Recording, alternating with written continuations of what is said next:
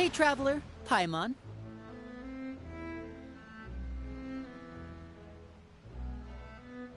Oh, Paimon knows that voice!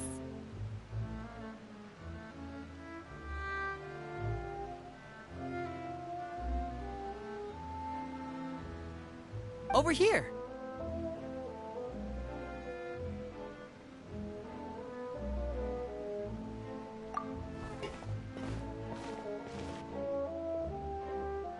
To borrow one of the more popular turns of phrase at the moment, this appears to be quite the fated reunion.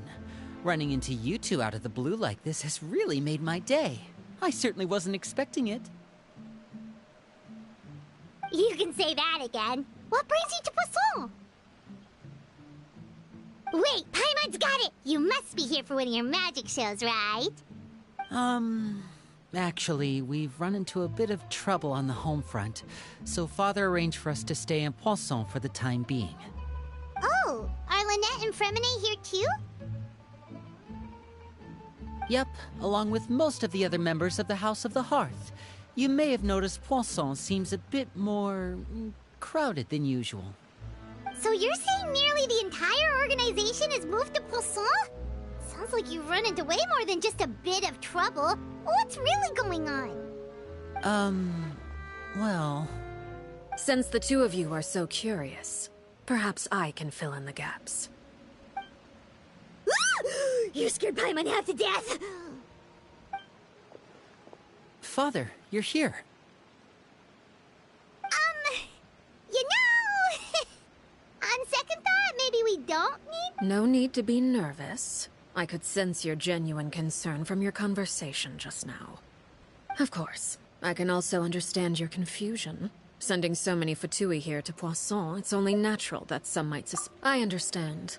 I'm well aware you've had your fair share of confrontations with the Fatui in the past, and I can't exactly guarantee that we'll remain on good terms in the future. As for right now, however, I would say we have little reason to be at odds, wouldn't you agree? The House of the Hearth could stand to be more open with those who have worked so closely with us in the past. As for the issue at hand, well, it hardly relates to any ulterior motive. To be frank, it all stems from a certain rumor circulating around the House of the Hearth. It's an internal matter. What sort of rumor? A rumor that a certain phantom child is hiding away in the House of the Hearth.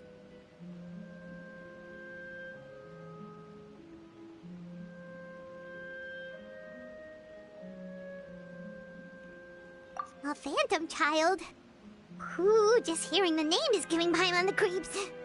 A spirit that should have long ceased to exist is lurking in the shadows of the House of the Hearth. So I decided to bring the children to Poisson before continuing to investigate the situation. I expect I should be able to track down the spirit fairly quickly. After that, it's just a matter of resolving the situation, if you will. It shouldn't be much trouble at all. If you're curious, or if you still have some concerns, it might be advisable to stick around for a few days. I'm sure the children would be exceedingly pleased to welcome some visitors. Lenny, I'll leave you to entertain our guests. I have some matters to attend to. Of course, Father.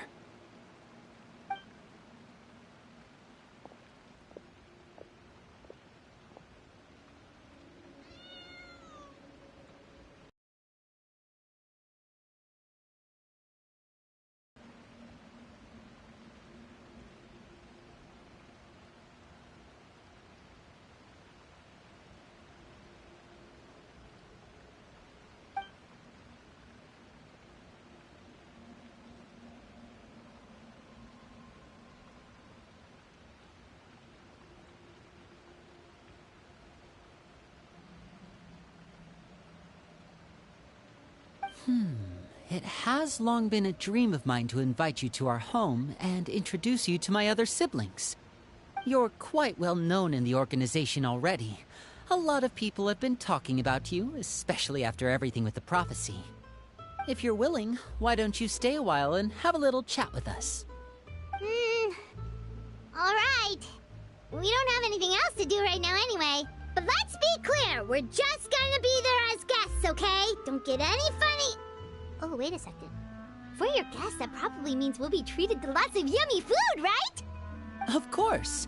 During our stay in Poisson, we've been helping out the locals with some fishing. We bring in quite the bounty every day. In fact, today is the perfect chance for me to show you what I can do in the kitchen. Let's go. I'll take you to where we're staying.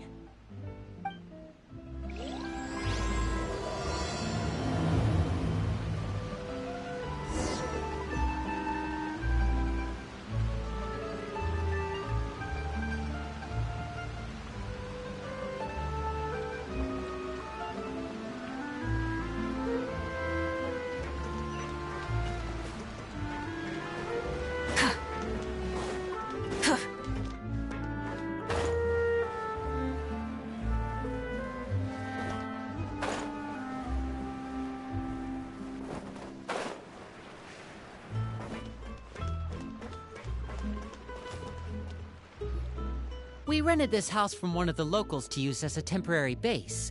I'll come back later and tidy up a bit. After that, it should be all ready for you to stay in tonight. Awesome, thanks! So, where are we off to now?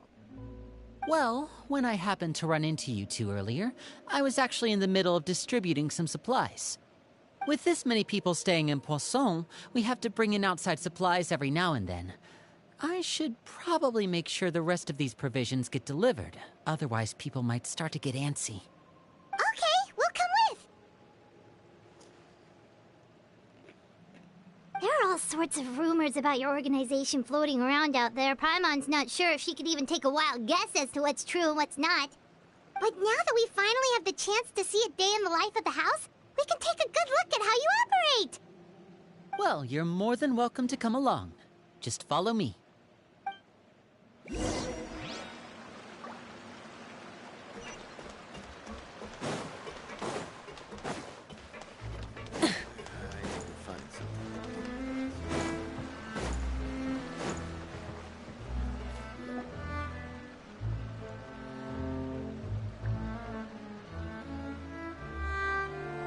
Linny! You're finally here. The supplies. I'm assuming you've... Brought them with me? Yep, here you go. Hello? Something caught your eye? It's the Traveler and Paimon! No way! Come here, everyone! Hurry! The Traveler and Paimon are here! One at a time, please. Don't crowd around them all at once. We don't want to scare off our guests now. We were this famous. Of course! Father and Linny have told us so much about you. Father told us about how you helped Linny. According to her, you're a trustworthy friend. And as far as she's concerned, that's pretty much the highest compliment we've ever heard her give. As you can imagine, everyone's been very curious about you. I heard the Traveler is so strong that he can move a mountain with his bare hands. I heard Paimon eats so much that she can clean out the entire pantry at Hotel Tabor in just 3 days! Wait a second! That's the rumor you heard about Paimon? Oh, not cool at all! Oh, wait! When guests visit, you're supposed to give them gifts and stuff, right?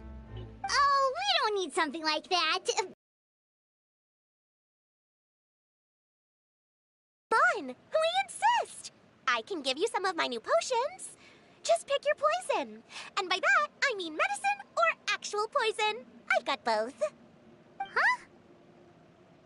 Or maybe Shaplo can teach you guys about stealth! He's super good at it! He's never been caught. Ah, now that's not a bad idea. I know you usually prefer to fight head-on, but it never hurts to expand your bag of tricks, right? When it comes to eliminating your enemies, staying quiet can go a long way. Trust me, I would know. I was poisoned not too long ago, and I'm still dealing with the after effects. So I'm not quite as good as I was before, but I can still give you some pointers.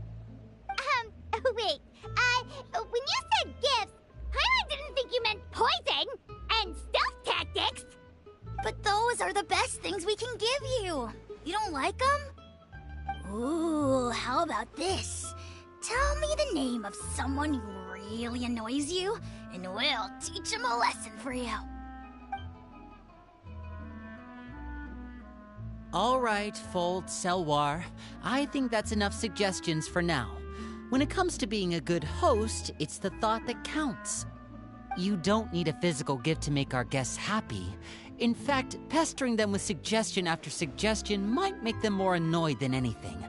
I would say your enthusiasm has certainly gotten across. Really?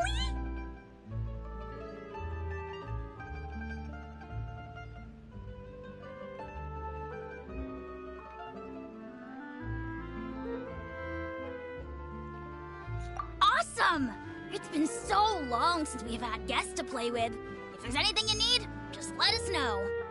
Yeah, especially if it's poison or something. I've got all sorts of potions for that. Well, we'll talk to you all later. We've still got supplies to distribute. All right, see you later.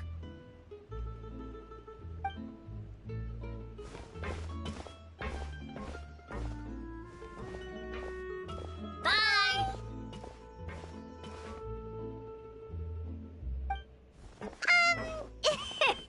Lenny, about all that poison and stuff tactics talk just now. Scared you, did it? That kind of talk comes with being part of the House of the Hearth. When Foltz was really young, he strangled all of his family pets, just out of curiosity. He was labeled a dangerous problem child and was abandoned by his family. Elwar has an unnatural obsession with potions. Father has forbidden her from trying all the different concoctions she comes up with, but she still tries to test them in secret. You really have to keep an eye on that one. Chaplot is around my age. While I'm mainly responsible for collecting intelligence, he handles surveillance. He's very passionate about his work and has no reservations about taking on some very difficult missions. I know you two probably aren't used to that kind of talk, but I can promise you they only had the best of intentions. Things like stealth tactics and developing different poisons, they really mean a lot to them. They were just trying to share the best of what they could offer, that's all.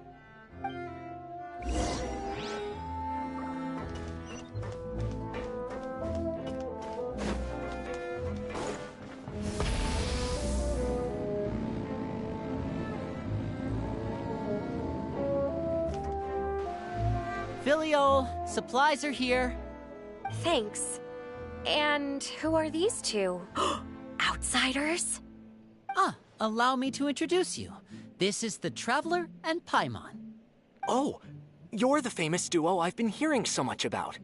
It's nice to meet you. I heard you've traveled to all sorts of places. Is that true? Of course! We're making our way all across to that! Oh, good for you. You must be pretty familiar with Fontaine by now, then. Have you seen the new opera that started running recently? I think it's called... The 4,000 Thieves? Oh, this is the first we've heard of it. It seems like it's going to be fantastic. From what I've been able to tell from the posters, anyway. You should definitely check it out if you have the time. Oh, and there's The Blind Maiden, too. That one is supposed to have audience interaction. Seems pretty interesting. After this mission is over, I think I'll go get a manicure. Oh, maybe I should dye my hair. Wonder how much it'll cost. Is it just Paimon, or do these two seem much easier to get along with than the others? Looks like the House of the Hearth has some normal members after all. I heard that. Oh! Oops. I'm guessing you're referring to Foltz and the others? Yeah, we're definitely not all like them. I bet those crazies are practically foaming at the mouth right now. I'm sure they just can't wait to get back to Snezhnaya to carry out the plan. That's enough, Filial. Don't talk about family members behind their back, right? Whatever. Let's go. Guess this is goodbye then. If you ever have some time, we should go see the opera together.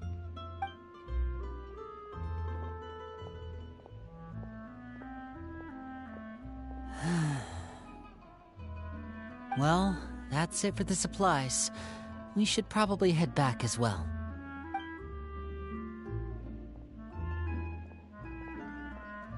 Well, they didn't seem too happy with each other.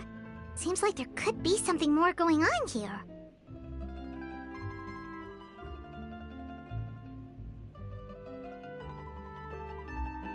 You're right. We're only here as guests after all. Oh, Linny's getting super far ahead. Come on, let's catch up.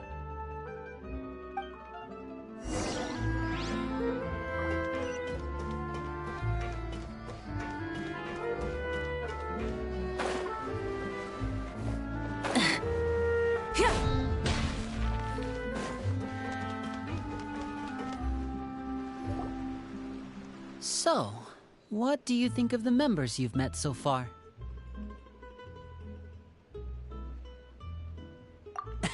Well, Father is always encouraging us to be strong-willed and independent. So if there's one thing we've got, it's people who aren't afraid to speak their mind. Well, I should probably get cooking. Wanna join? Of course! Then let's head out and... Huh? Fremine? What are you doing here?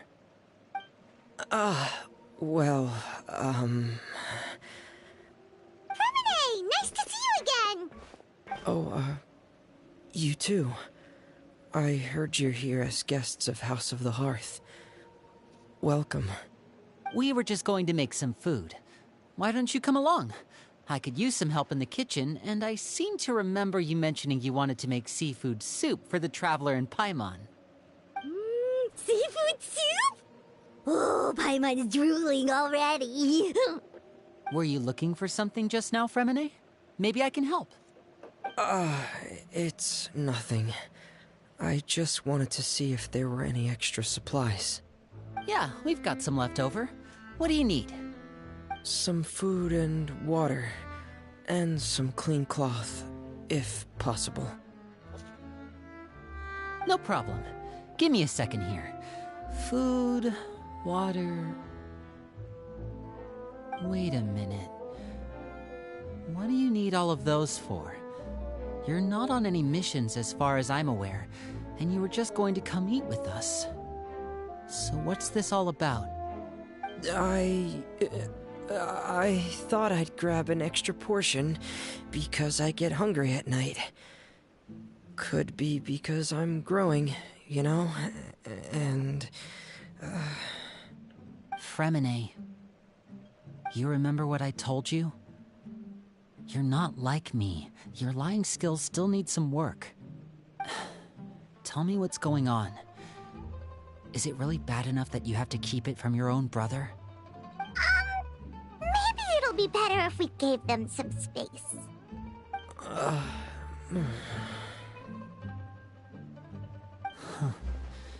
This is the first time I've seen that kind of look on your face. Whatever happened, does it have something to do with Father? Yes. Just follow me.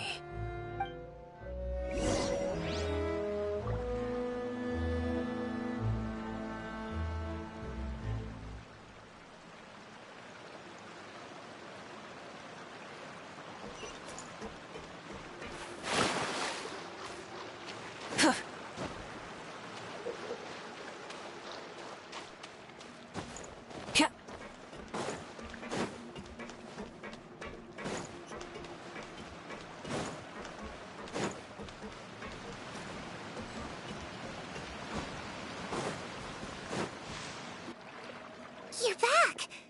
Oh, and you've brought some friends with you this time. Hello, my name's Linny. I grew up in the House of the Hearth. And you are?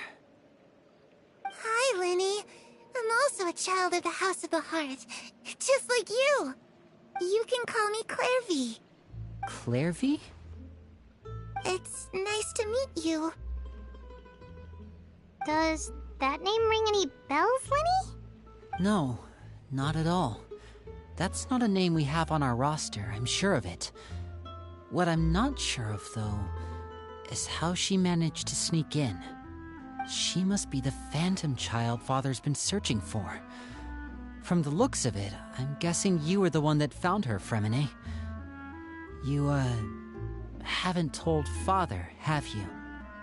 No, I haven't told anyone. I've just been keeping her hidden. For how long? About half a month now. So ever since we got to Poisson, then, do you have any idea what you're doing? I know what I'm doing. Really? 'Cause from where I'm standing, it looks like you're hiding the very person Father has been trying to find. If Father finds out about this, everyone involved is going to be punished. You know the rules of the house, Fremine. I know you do. Father doesn't tolerate any form of betrayal. So why are you doing this? I've thought it through. And I just can't hand her over like that. Linny, don't you remember last year?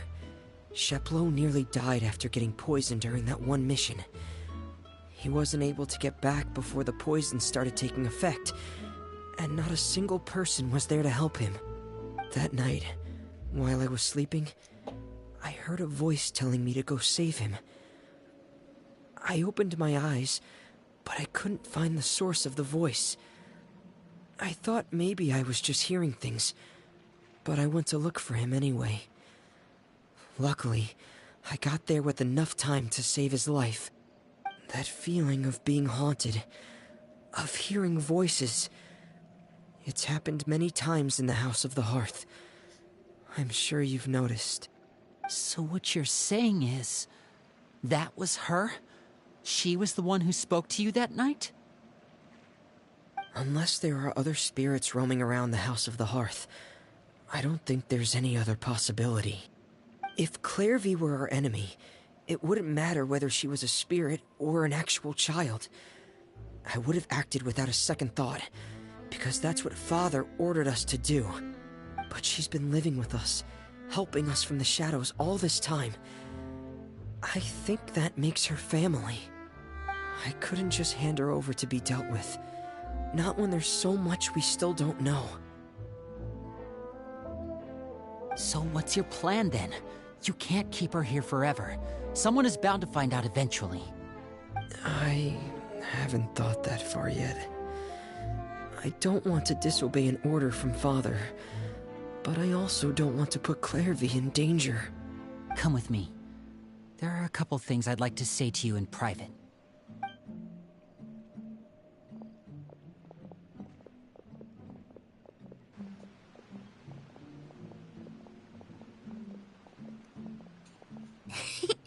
Those two sure care a lot about each other.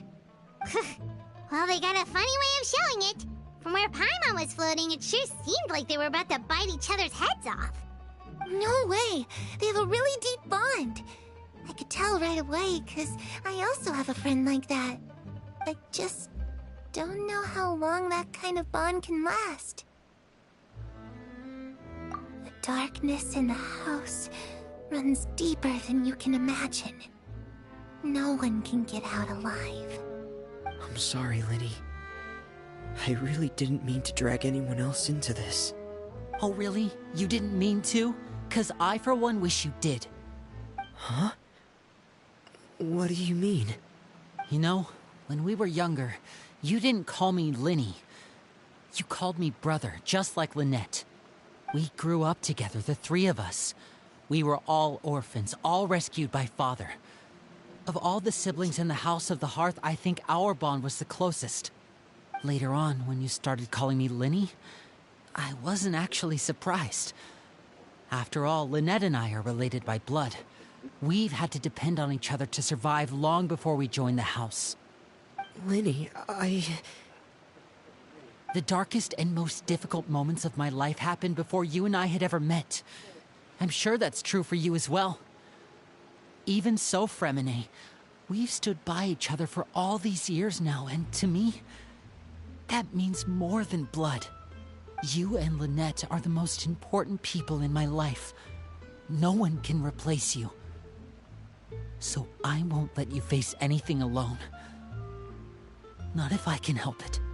Oh, looks like things are getting kinda heated between Linny and Fremine. Maybe we should go check on them. Oh, it's raining. should put my clothes away.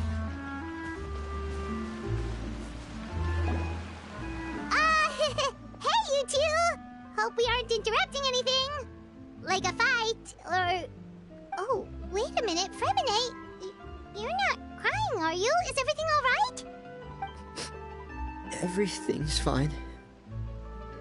Thanks for asking. Well, we're all friends here, right? We've been through so much together, so if there's anything we can do to help, just say the word. It's just a small family dispute. It's not something our guests should trouble themselves with. In fact, it might be better if your stay ended here.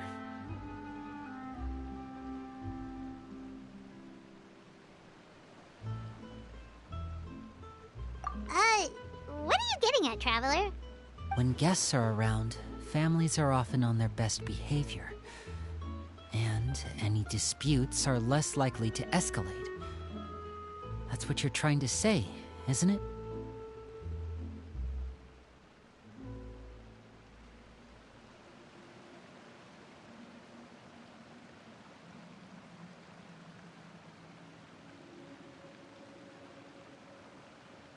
I just...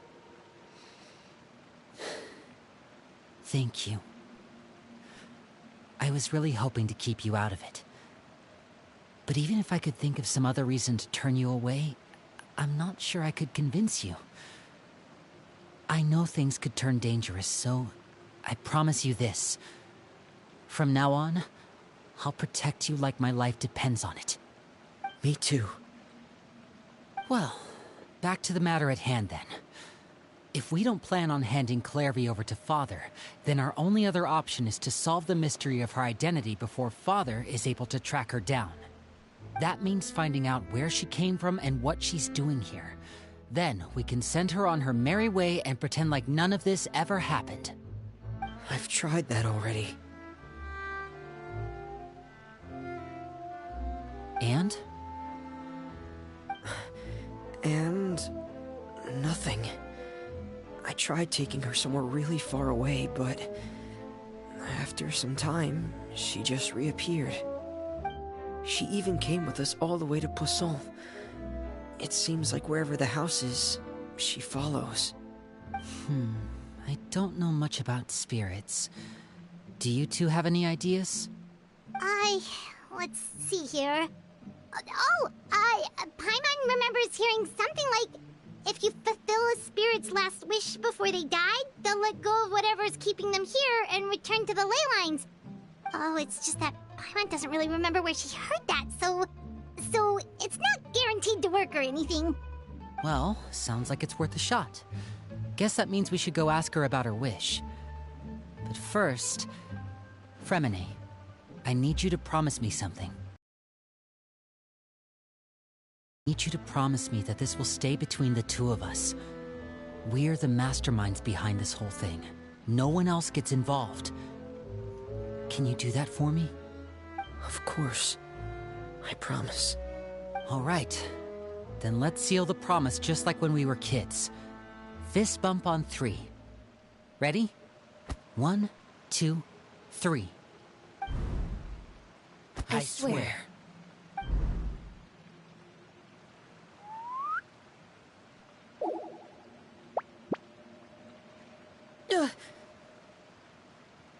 Whoa! Lynette! But what a surprise! What brings you here, dear sister? And, when exactly did you get here?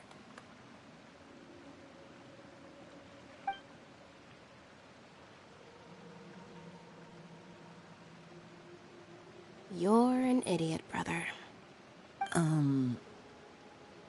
And you too, Fremine.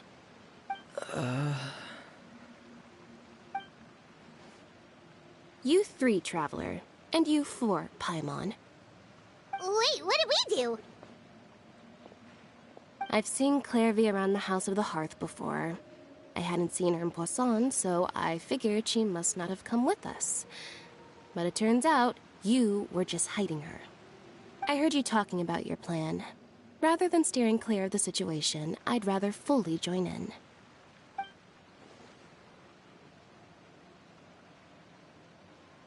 If you don't agree, I'll have no choice but to report everything back to Father. Simple as that. You're not giving us much wiggle room here, Lynette. Well, I guess we're all in this together then. After we talk to Clairvy, we'll figure out our next move. There's no time to lose. Let's go.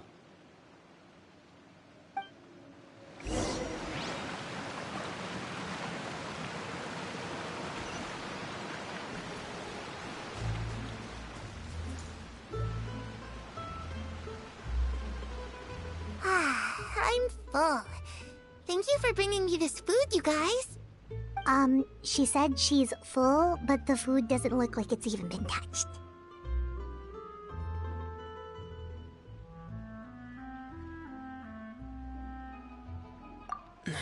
That's right. Based on what I've been able to observe, it doesn't seem like Clairvy can interact with the physical world at all. Still, when she's presented with food, she'll always linger around it for a good little while. Maybe, in her mind, she really is eating those things. Does she know that she has already passed away? I've tried to ask her, but she didn't answer. My guess is that she's just as confused as we are. Or maybe she couldn't understand the question at all. Clairvy, if you've got some time, I'd like to ask you a few questions. Sure. Oh, another new friend. Hi, I'm Clairvy. Hello. Clairvy, how did you join the House of the Hearth? Huh? Isn't it the same for everybody? The knave brings you here and then you can't leave. It's just that your name, it's not on the roster. And I've never seen you before. The roster? Oh, I get it now. I think there might be some things you don't know about this place. The people in charge, they're not as nice as they look. They say they keep a roster, but it's not complete. There are a lot of people who aren't on it, and never will be. In this house, some people are family, and other people are just test subjects. Those kinds of people aren't ever going to get a place on the roster, unless it's the roster of people who've been executed. Wait, does that mean the knave... She... Is there anyone that can vouch for you? Perry. She's my best friend. She's the only one I trust in this place. Have either of you heard of that name before? No. Me neither. Clairvy, Perry. Neither of those names are on the roster. But it seems like she's telling the truth. Either that, or this kid's already got a bag of tricks bigger than mine. Maybe we should try a different approach. Clairvy, do you have a wish? A wish? It can be anything you want. Just imagine. It's your birthday, you're blowing out the candles, and your wish is...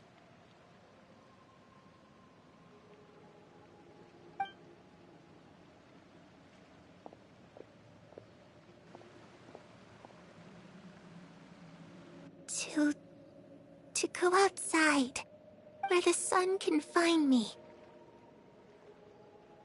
That's it? Well, that sounds easy enough. The darkness in the house runs deeper than you can imagine. No one can get out alive.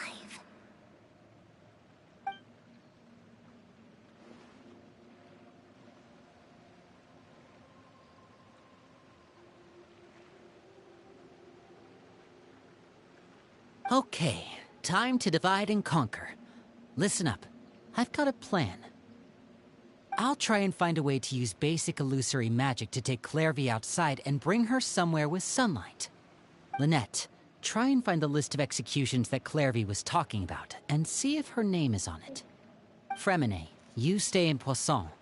We can't be the only ones who've had run-ins with Clairvy. I need you to collect intel on everything she's said and done. Understood. I'll try my best. What about us? What should we do? I really appreciate your willingness to help, but this is a family matter. I don't want to drag you in too deep. It's too risky. Let me think. Since Father considers you to be guests, maybe you could stick by her side for a little while. You don't need to do anything except keep up some nice, casual conversation. Ah, Paimon gets it. You want us to distract her.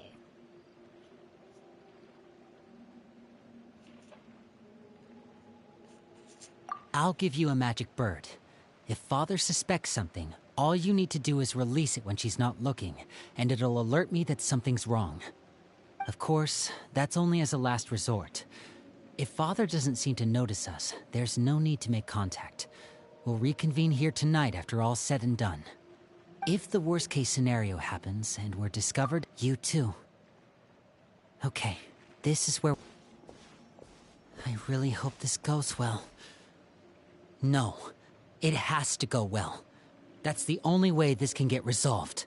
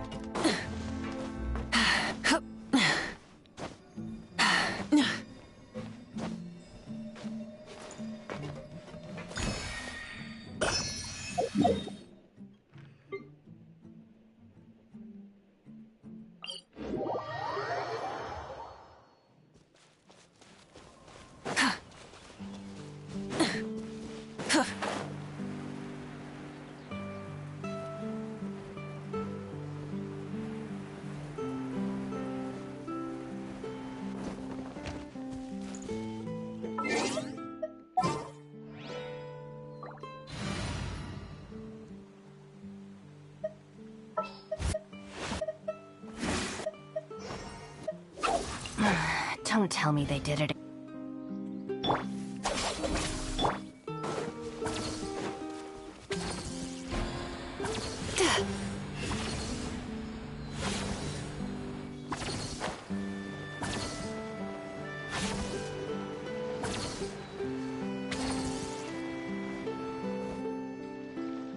It's the knave and child. Hey, aren't you supposed to be in Snezhnaya recuperating? What are you still doing in Fontaine? Oh, it's you two. I didn't expect to run into you here. I was unconscious for quite a while after the fight in the Primordial Sea. After I woke up, I realized I was being taken back to Snezhnaya, and well, I couldn't have that now, could I? Not when I've still got unfinished business here in Fontaine. So, I mustered up all my strength and made the journey back on my own. What sort of unfinished business are we talking here? It has to do with Skirk, my master. I really wanted to meet up with her, but by the time I got back, she had already left. I still have so many questions for her. Without any other leads, all I could do was ask the knave to help me track her down. She must have left behind some traces from her time in Fontaine. Oh, okay, so have you found any clues? Unfortunately, no.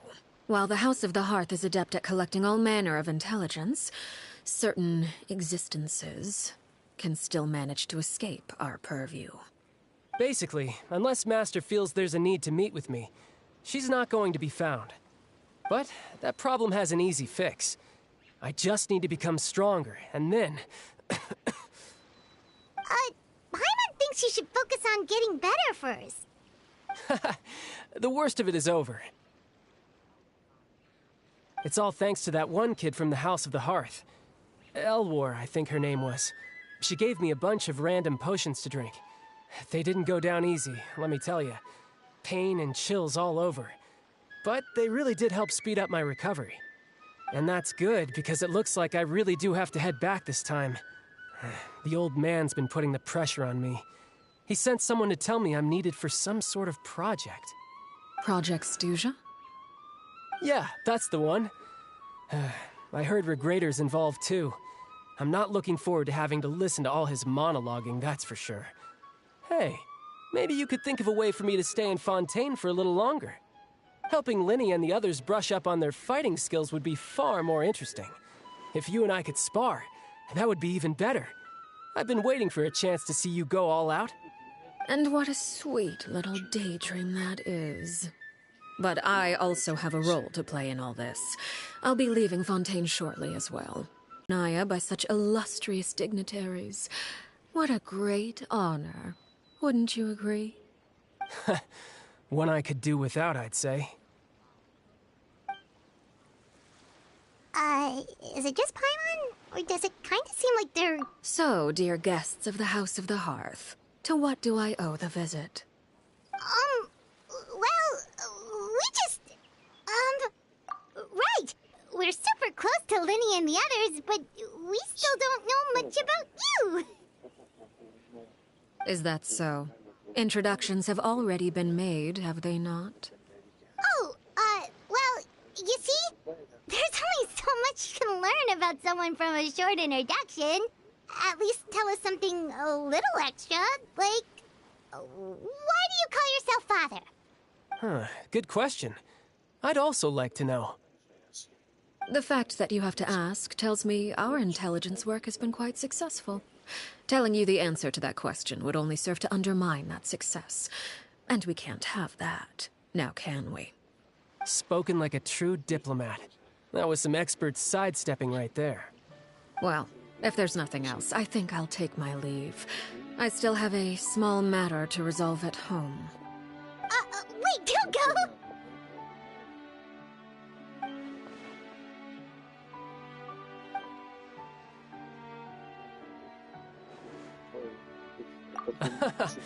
I'd also like to hear the answer to this. I've met some of the members of your organization, and they all seemed like really good kids. They actually reminded me of Tonya and Tusser. Which, by the way, if you ever betray them, I'm just letting you know, I won't let you off easy. And why would I betray them? Well, you've already betrayed the House of the Hearth once, haven't you? At least, that's what I heard.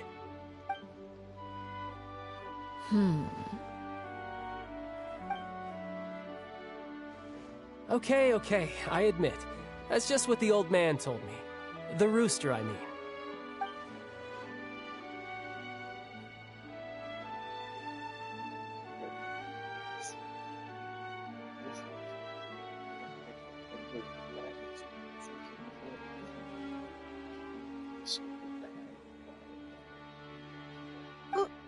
Wait, did you really do something bad to those kids? Never mind what I've done. I'm more curious as to what the mighty rooster had to say. Care to enlighten me? Well, nothing much. Just some stuff about you taking out many other members of the House of the Hearth, and even going so far to attack your own family. I see. Oh, based on your reaction, I'm guessing it's all a bunch of lies. Hardly. I don't appreciate his particular turns of phrase, but I suppose he didn't say anything untrue. Although, it would be more accurate to say that there is a certain level of prejudice involved, but I don't intend to clear that up just yet.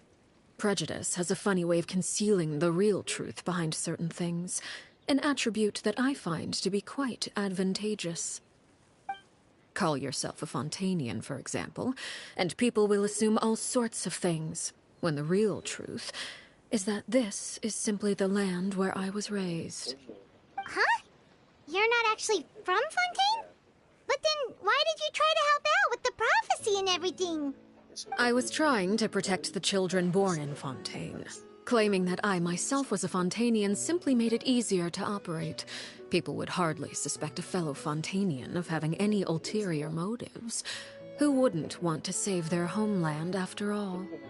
The primordial sea wouldn't have any effect on me, but it would have caused great harm to the House of the Hearth. Well, you wanted extra information, didn't you? There you go.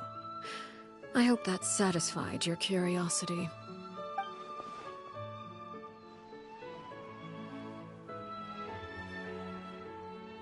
So, you stayed in Fontaine for the kids.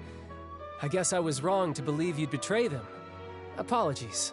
Looks like I was holding on to some prejudices myself. Good.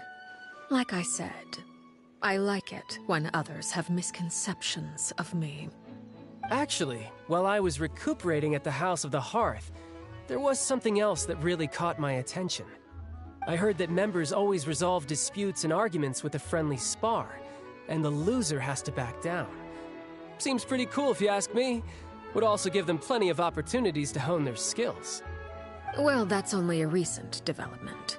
In the past, such spars weren't nearly so friendly. The losing party would lose everything, including their life. They were that high stakes? Whew, at least that's not a thing anymore. Well, the current atmosphere's not half bad. I'm a bit jealous, actually. You've got so many family members around you, and you even get to live with them. Having a lot of family around means dealing with a considerable amount of bickering and scheming. Once Tonya and Tusser enter their rebellious phase, I'm sure you'll understand. Just imagine. Tusser becomes obsessed with plucking out strands from the rooster's mustache, or Tonya decides to dye her hair 42 different colors. Okay. I get the picture.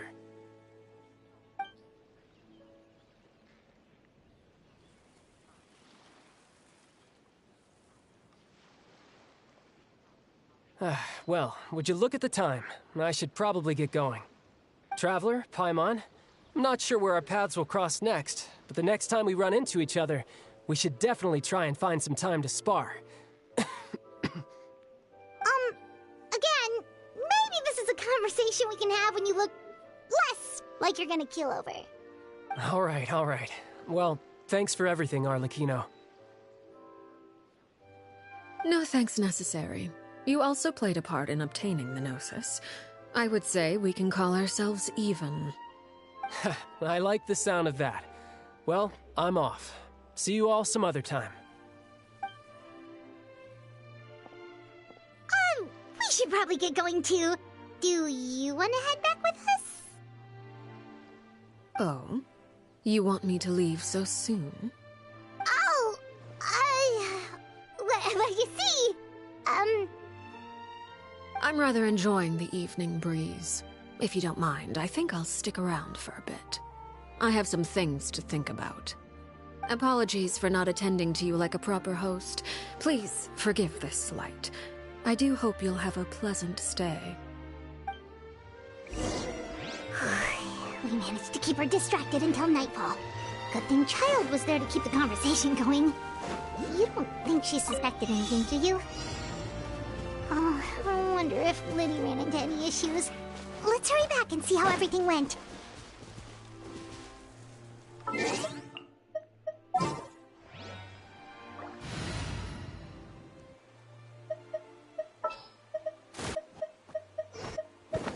companion!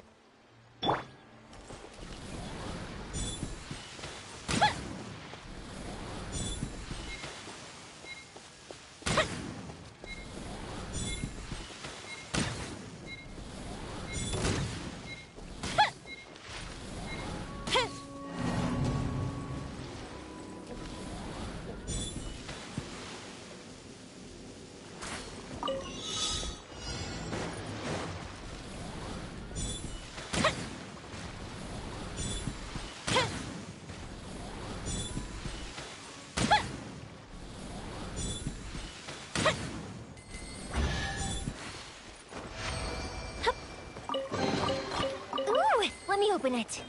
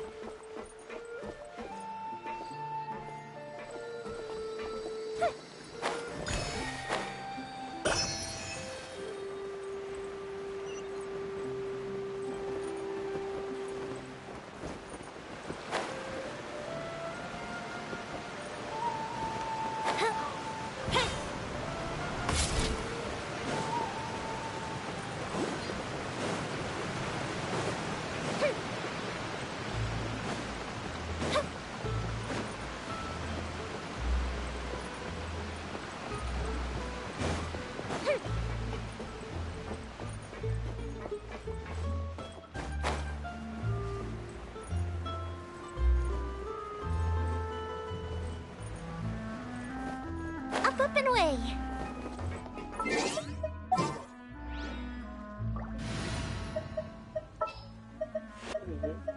A walk would be nice.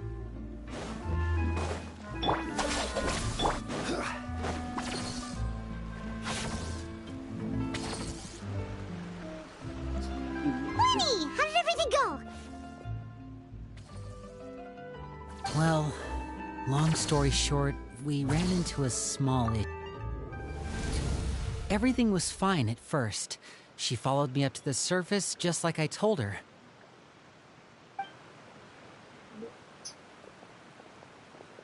But as I led her out of the shadows and into the sunlight, she vanished.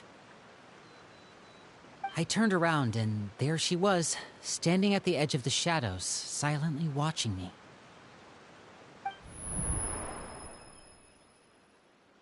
Maybe she's afraid of sunlight. Oh, true. I've pretty much tried it all already. Nothing worked. Eventually, the sun went down, so all I could do was bring her back here. How did it go with you, Lynette? Good. I've got the list. It's right here. Oh, that's a lot of pages. Oh, it's gonna take forever to get through it all. We can each take a section. Here. La Pouillade, L'Endroit, Chambel, Horaire.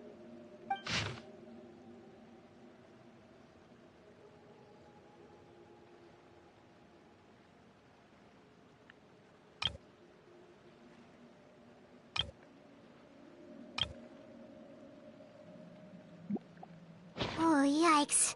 That Horaire guy has a huge scar on his face. He's kinda giving Paimon the creeps. Ah, I've met him before. The scar is from an injury he received during a mission. I still remember him joking with me about it. He said any future lover would take one look at him and then lose all interest. Did he say anything else? Well, I asked if there was someone he was interested in. He said no, and that's where our conversation ended. It was only later that I learned he really did have someone he liked. He risked everything to escape so he could be with her, but it didn't work. One day, Father asked to see him, and, well, I never saw him again after that. Wait, so that means the knave, she... It may seem cruel, but it's just one of the rules of the house. Betrayal is not to be taken lightly. We know too many secrets to come and go as we please. So, if you do try to leave, you pay with your life.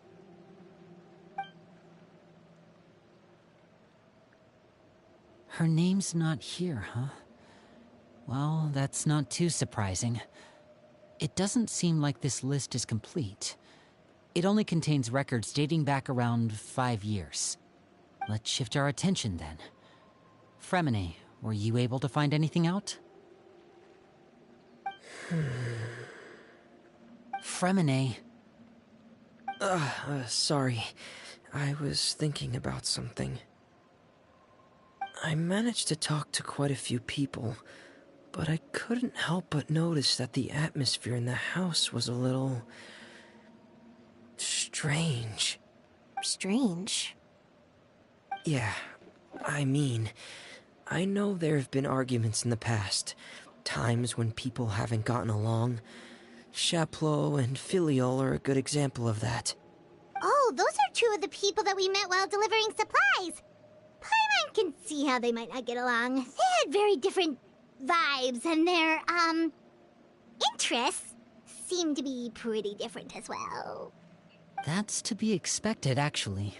Father brought us all here, shared her knowledge with us, taught us how to fight. That's one thing we all share.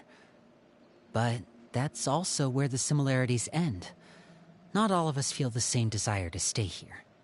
As members of the House of the Hearth, we're also considered part of the Fatui.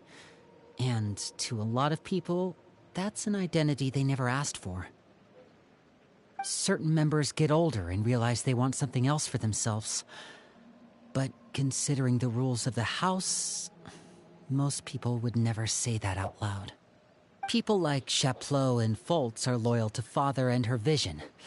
They're proud to be part of the Fatui. Filial and Nantoy, on the other hand, well, they aren't quite as enthusiastic. These kinds of conflicts have always been there. It's not like Father is in the dark about any of this. Well, that's true. But it just feels like things have gotten worse lately. Filial and the others, it seemed like they were meeting in secret to talk about something. I can't say for sure, but I think they've met Clairvy. You think she's been inciting them to act out? No, not exactly. But I wouldn't be surprised if she said something to them about the darkness in the house and how deep it runs. She's told me about it before. Experiments being run on children. People being used as pawns on the battlefield without so much as the strength to survive. And they just believed all that? Without any evidence? Clairvy's words probably gave them the excuse they were looking for. Whether they actually believe them to be true is secondary. This is all because of Project Stuja, isn't it? Whoa. Hold on a second. What's this Project Stuja all about, huh? This is the second time it's come up now. Sorry, but I'm not sure of the details either. I only know what Father has told us, which is that it's something the Rooster and Regrader have been working on together. Apparently, it has to do with the Fatui's strategic plan for the future. Because the House of the Hearth was so successful in obtaining the Gnosis, we now have the honor of playing a key role in Project Stuja. Wait, but isn't that a good thing? Key role is just another way of saying dangerous role. To us, the whole thing is an inconvenience. Father thinks so too, but she's in no position to refuse. Their plan isn't exactly unreasonable, and they've been funneling the house a lot of funding. It's just that we'll lose a lot of members in the process. Participating in the plan, it's an honor in name only. What they're really trying to do is subdue us. The existence of an intelligence organization outside their control makes them feel uneasy.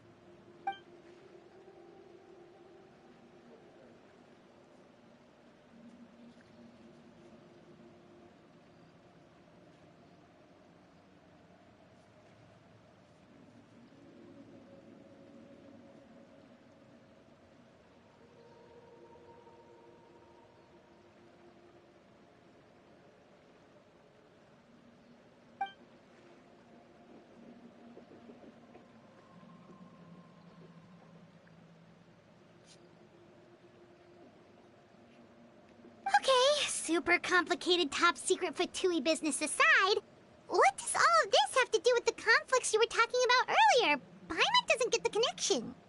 External pressure has a way of exacerbating internal strife. You can't overlook the power of fear either. People are afraid of dying, and that fear is often the impetus for a lot of stupid decisions. I thought resolving the Clairvy situation would make everything go back to normal. But it looks like things are more complicated than I thought. If we leave Filial and the others to their own devices, sooner or later, Father will be forced to take action. We can only focus on one situation at a time, brother. You're right.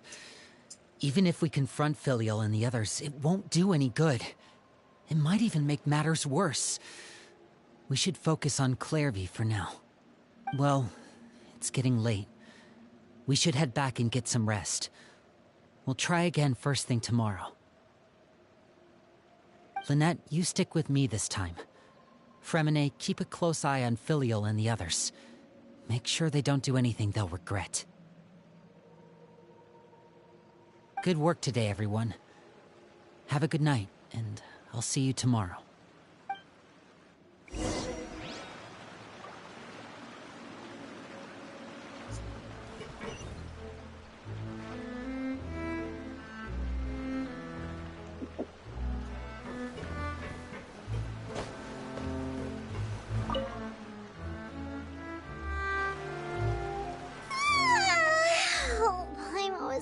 forward to an early night, but she can't sleep at all.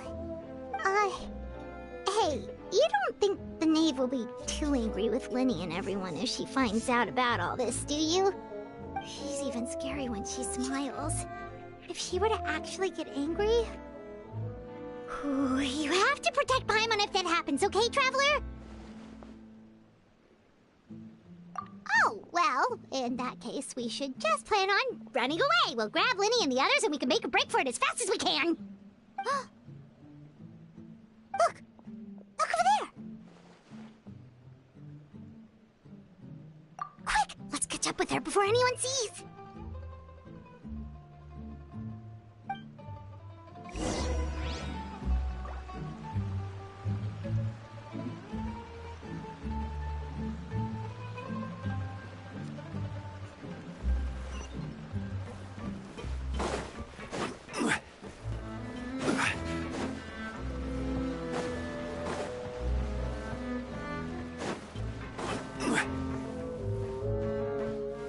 Over there!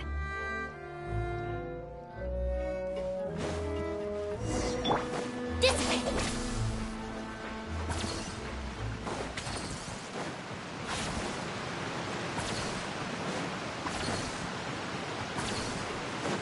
Oh, where is she going? Oh, if someone sees her, we're toast!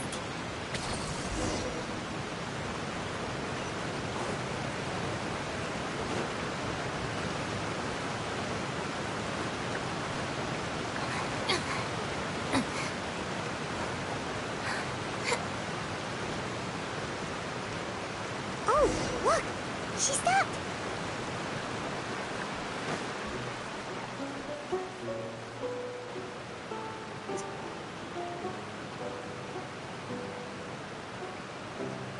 Clearly! Shh! I opened the window while no one was looking.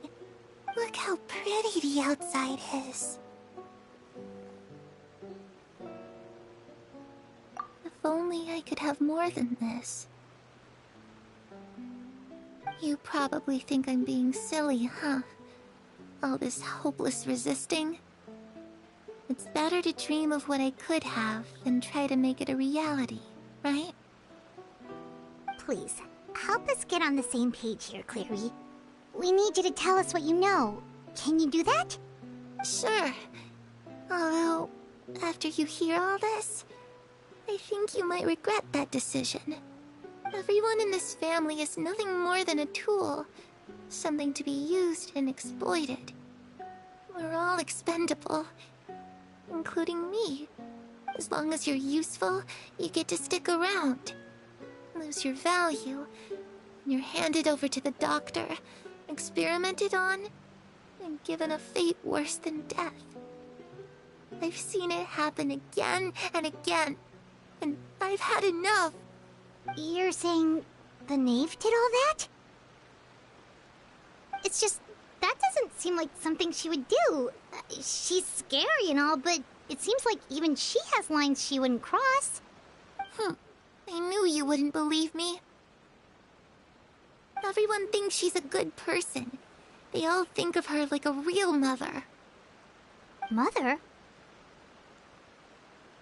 But she doesn't deserve that title. She's disgraced it and tarnished it. And if I had things my way, I'd never see her again. If only Perry were here, she'd understand. Perry? There's that name again. Also, Paimon's getting a strange feeling. It almost feels like she's not really here with us. Paimon can't tell if she's actually talking to us or if she's mistaken us for someone else.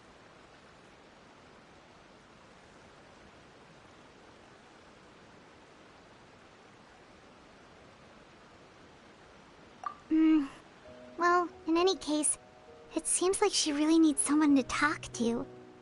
We should keep her company for a little longer. She looks so young. But it seems like she's been through a lot. It's getting windy. I should close the window. Ooh, look at the moon. Isn't it pretty? Hey, wanna hear a secret? I heard that if you look up at the night sky in Snezhnaya, You can see the aurora. It's supposed to be super pretty. Even prettier than the moon tonight.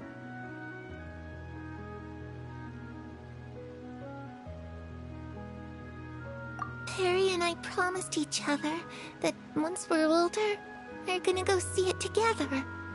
But I can't find her. I'm worried she's also been... No, that wouldn't happen to her. She's special. Mother likes her a lot. I should really go talk to Mother, but we just fought. She doesn't want to see me, and I'm too scared to face her. What should I do?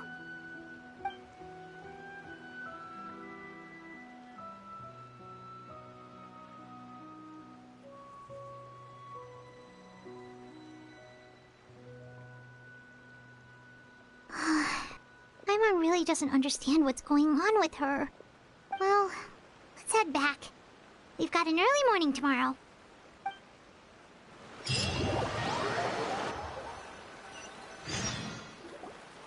All right, looks like we're all here. Let's go ahead with the plan.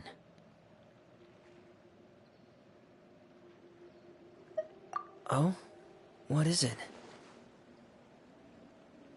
What makes you ask that? Well, we kinda ran into Clairvy last night, and we met the doctor back in Sumeru. He's super dangerous, and he's done all sorts of bad things. It's possible that Father and the Doctor have had certain dealings, but I don't think Father would work with him. We're not really on the same side, so there's not a lot of trust between them. That doesn't exactly set the stage for a successful partnership. I did hear, though, that when Father first became a Harbinger, the Doctor offered to work with the House of the Hearth. Father rejected most of his proposals, except for one. It had to do with some sort of secret experiment. Secret experiment? Could that be what Clairvy was talking about? I don't think so. I don't know any details about the experiment itself, but I do know it's an entirely independent operation. The Doctor only proposed a direction for the research. That was the extent of his involvement. I still don't think that counts as working together. The details of the experiment are confidential, but complete records are kept on all participants. That doesn't seem to be the case with the situation Clairvy referred to. I know you don't agree with some of the Fatui's methods, and I'm not asking you to. But I am asking you to trust us on this. The House of the Hearth has its own principles. There are certain lines we're not willing to cross. Alright, that's good to hear at least. Clairvy seems to think the Knave and the Doctor worked together to do something horrible. If that turned out to be true, Paimon doesn't know how he would even face you guys. It's just that it doesn't seem like Clairvy is lying either. The easiest thing to do would be just ask the Knave directly, but Paimon doesn't think she'd tell us. Father didn't come back last night. She's probably still near the shore. We'll be counting on you to distract her. Lynette, you're with me. Fremine, you know what to do. Be on your guard, everyone. All right, let's get to it.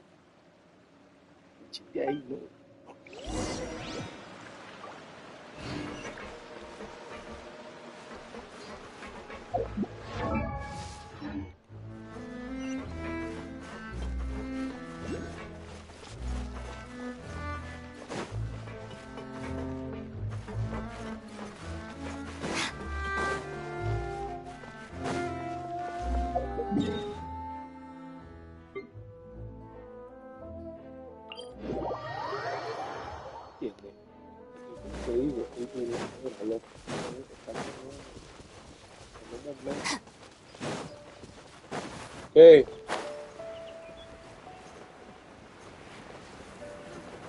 Thank you.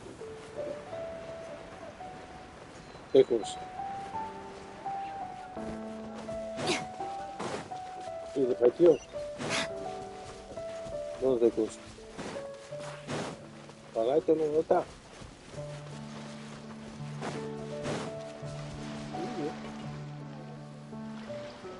Eso tuyo. Dame. Ah, it's you two ¿Qué again. cosa? I must say, you look a bit pale. Did you have trouble sleeping last night? A little. ¿Qué cosa? Perhaps if you had less on your mind, you'd be able to absolve yourself of such troubles. So what are you planning to do now? Catch up on some sleep?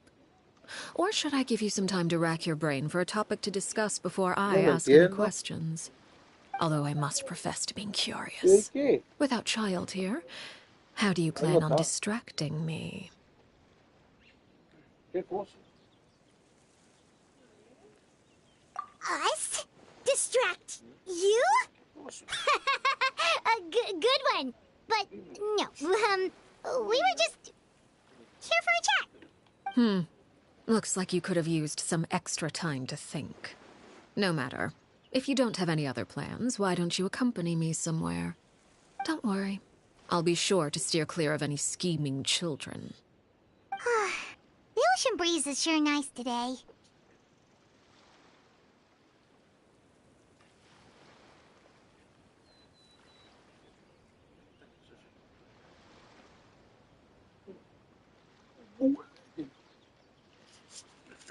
Children always think they can hide things from the grown-ups. But nothing gets past me. Least of all a little scheming. I think I'll let ¿Tú them estás have at comiendo it for a la little avena? longer. Ah, I can be very patient. Well, I'll leave you to think things over. If you're so inclined, meet me outside the Palais Mermonia. Good things come to children who do as they're told. So I do hope you decide to tag along. If only for your friends' sakes. What should we do? She clearly knows about everything we've been doing, and Paimon does.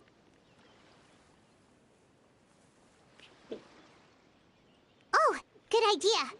Hopefully he sees it in time. Well, we should probably head to the Palais Mermonia. Paimon doesn't want to find out what happens if we don't. Okay, then we probably shouldn't keep her waiting. It seems like Linny and the others are on thin ice, so let's do our best to not get them in any more trouble.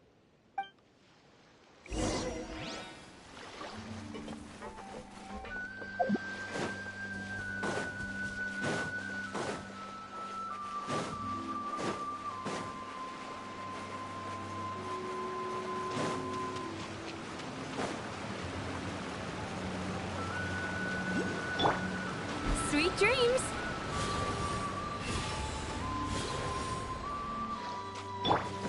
Yeah. You can. Try and stop me! Our bond is strong!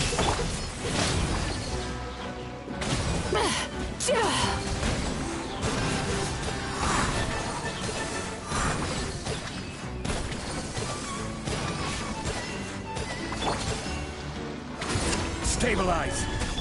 Light it up! Stand with me! Out of my way! Time to relax.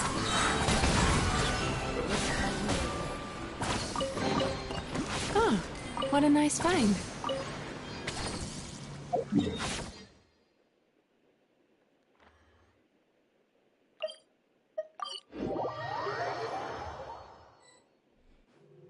Seeing as we still have some time before my meeting, we might as well enjoy some pleasant conversation while we wait.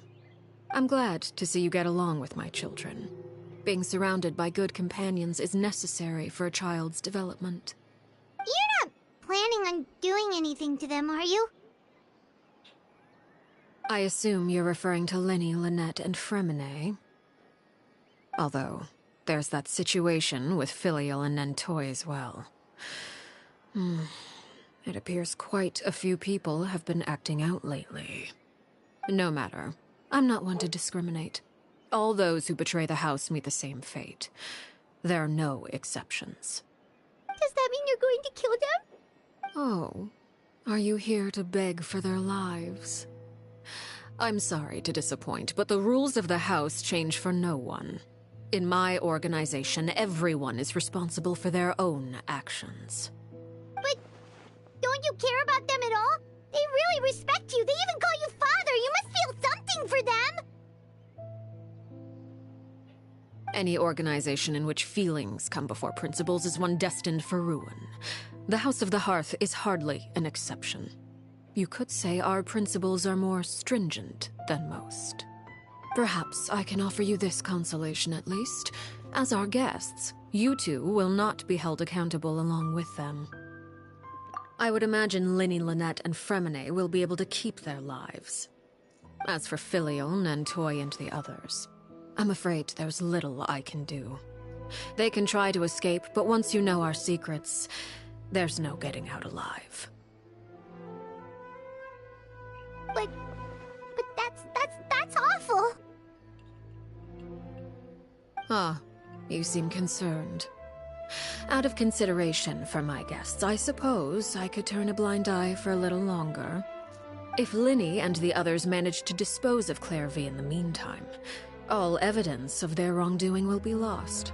In that case, I could hardly punish them for something I couldn't prove. If their efforts are unsuccessful, on the other hand, all will be held accountable, and the punishment will be severe. Of course.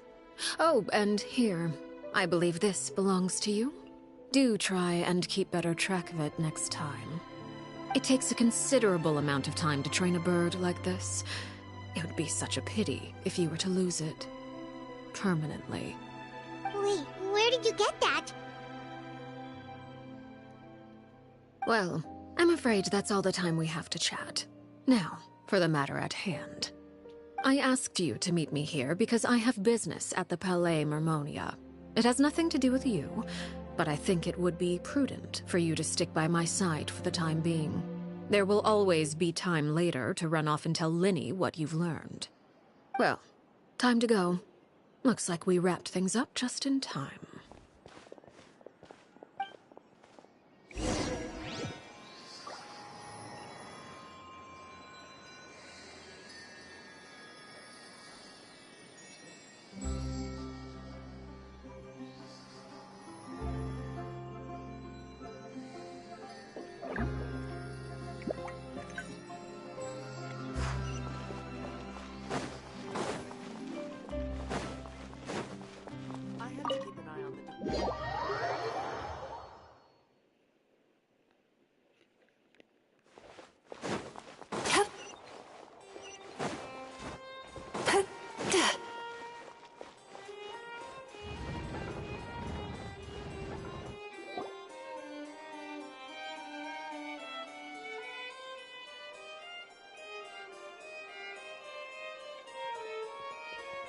It's been a while, Monsieur Neuf, I must say. I wasn't expecting my meeting request to be approved quite so quickly. The Palais Mermonia operates with an efficiency worthy of admiration. It is only right that an esteemed diplomat such as yourself should be afforded the proper level of respect.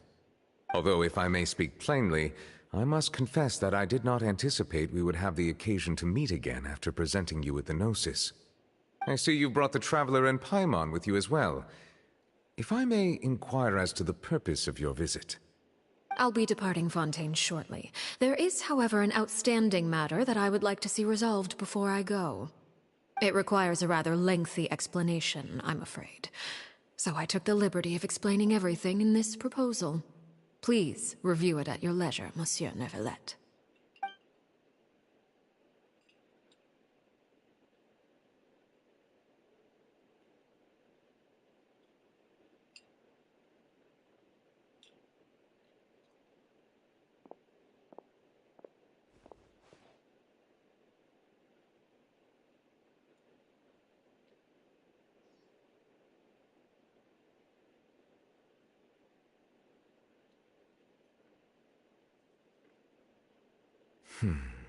I understand your request.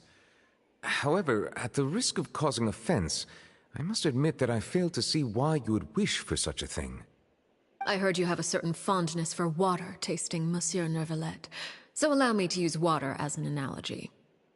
A family is like a large body of water with countless rivers flowing in and out. As someone who watches over this system, I would hope that each river that flows from the source will eventually reach the ocean. Of course, objectively speaking, I know this is impossible. Most of the rivers will dry up along the way, disappearing into the ground and leaving nothing but a barren riverbed behind. Not all rivers are destined to reach the ocean, but I would not see their existence rendered meaningless. I believe the water that flows within them is simply meant for a different destination, like a field in need of irrigation. Or perhaps the glass of a certain water-tasting enthusiast. Did you get any of that, Traveler?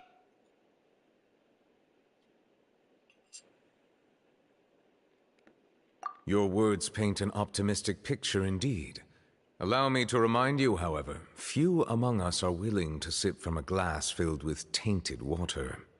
It may have been tainted at one point in time, but not to worry. I'll make sure it's drained of all impurities and returned to its cleanest form.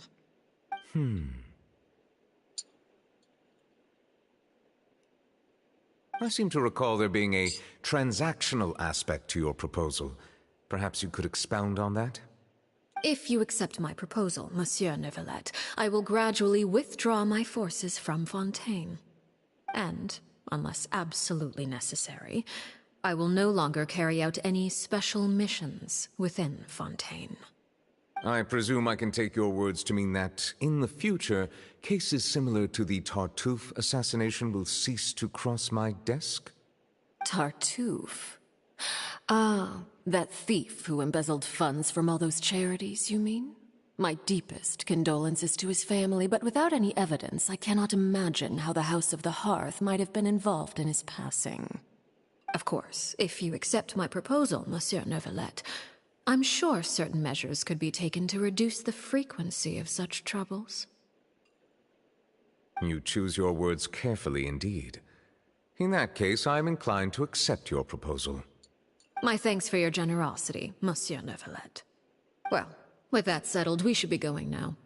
I took the liberty of bringing along 2 bottles of spring water from Snezhnaya for you to enjoy. I do hope I get the chance to hear your impressions. Perhaps at our next meeting, yes? Indeed. I trust you would not overlook your commitment in the meantime. All right, Traveler Paimon. Time to go.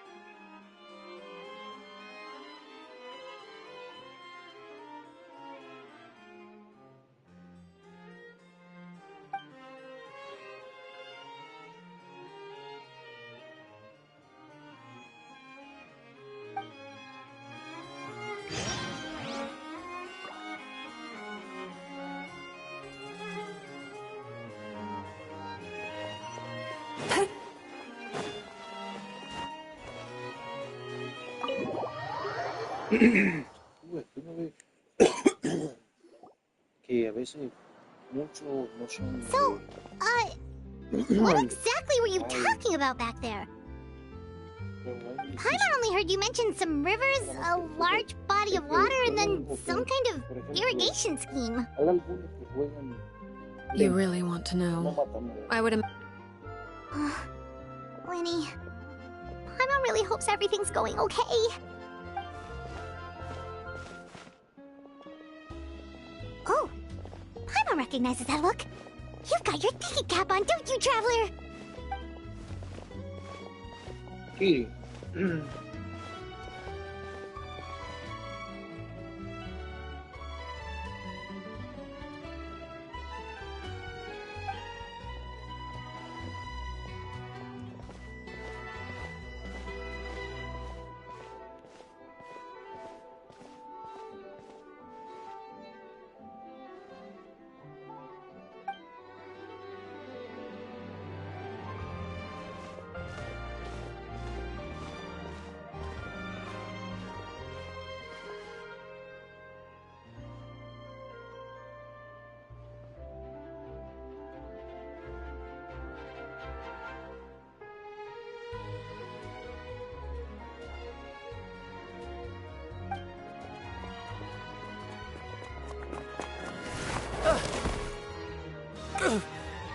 Oh, shoot. Are you alright? Oh, jeez. I'm so sorry. I was so focused on selling these papers, I wasn't... Well, let me make it up to you at least. Here, take this paper. On the house.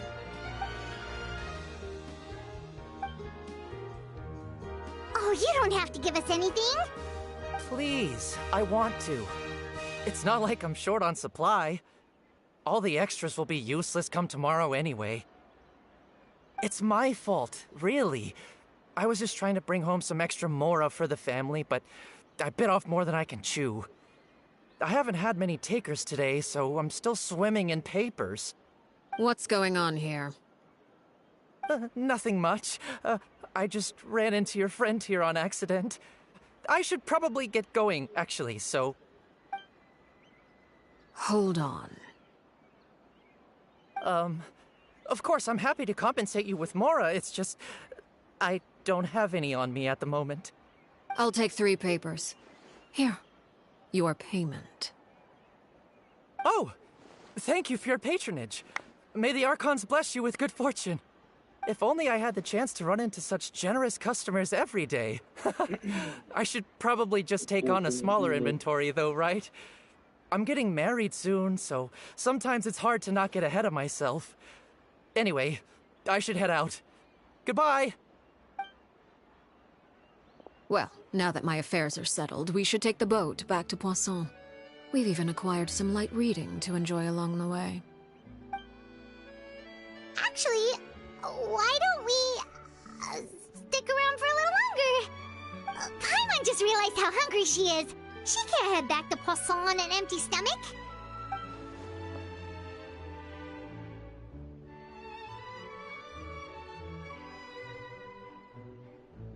It appears you two are under the impression that delaying our return will somehow alter the situation in your favor. I'm sorry to ruin your fantasy, but your efforts are meaningless. That being said, I could be persuaded to give Linny some extra time. I just have one condition.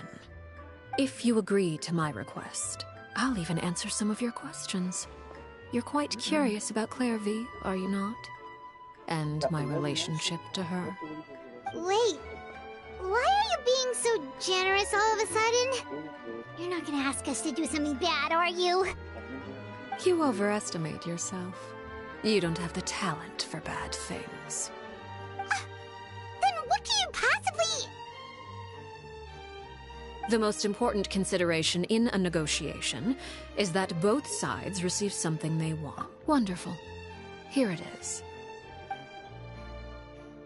When the time comes, make the choice that you deem most appropriate in the situation, and lend your help to the House of the Hearth.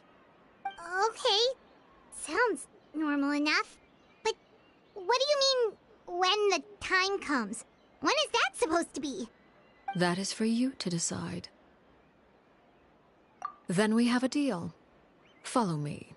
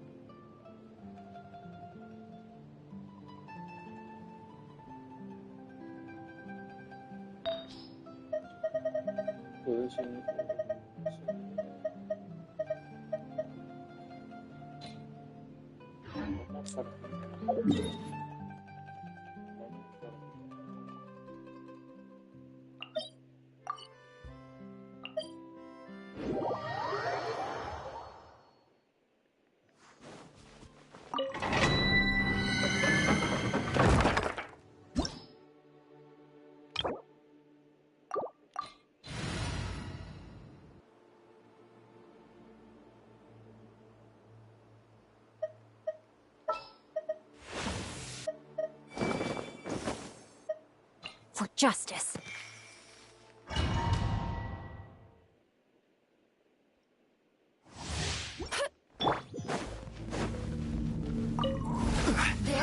Solidify!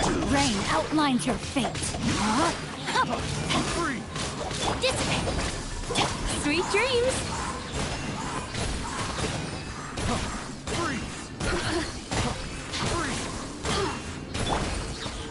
Gather!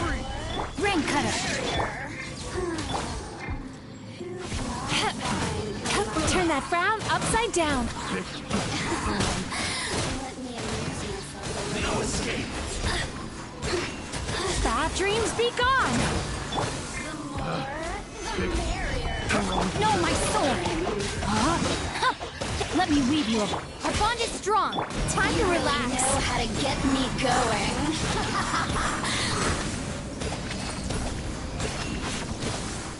This is order. Stabilize.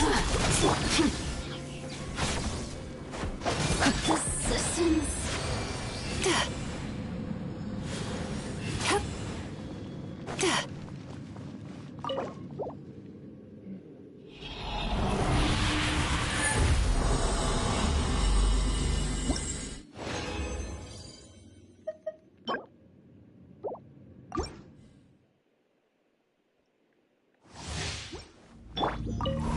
There you are. Solidify! No, my sword! Let me amuse myself. Sweet dreams!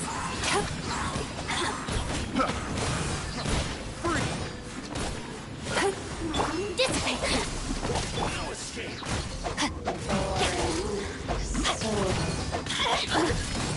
Turn that frown upside down.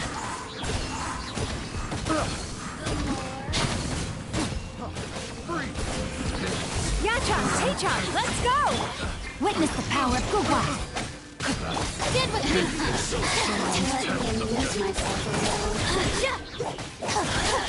Lightning terrified! Gather!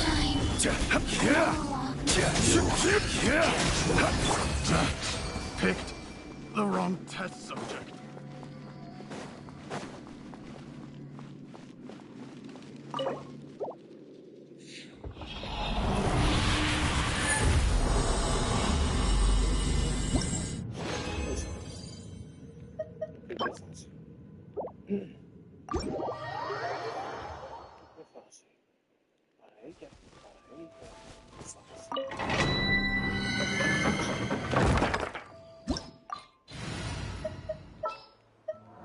Ready to ride.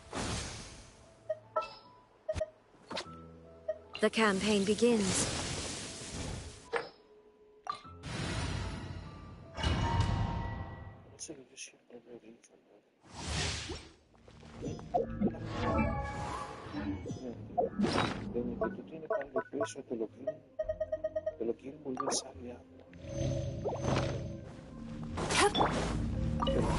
There you are.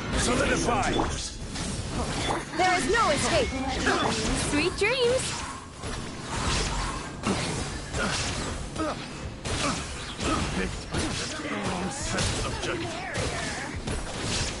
Bad dreams be gone! Stabilize! Shine down! Turn that frown upside down!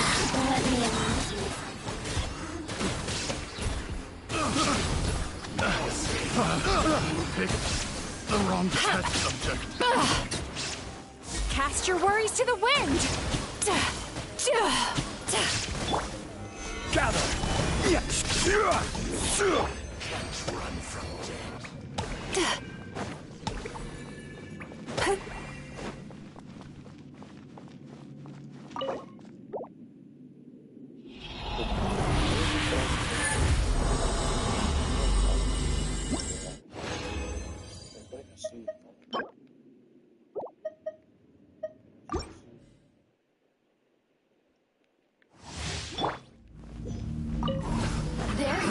Another solidify! Burn it down! There is no escape! Time to relax! Freeze! Picked the wrong test subject. Picked the wrong test subject. Freeze! Rise with the sun! Turn that frown upside down! Gachan, Taechan, let's go!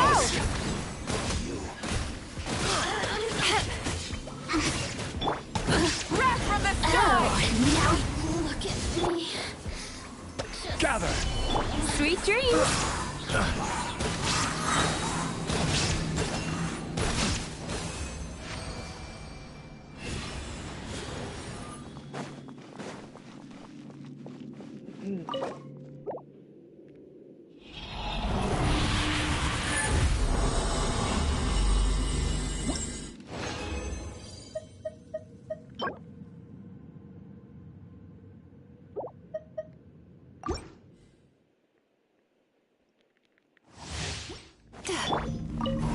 Are you?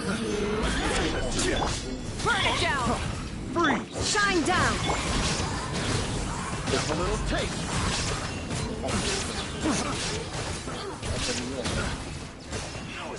Bad dreams be gone! The merrier. Freeze! Stabilize! Order guide you. Rise with the sun!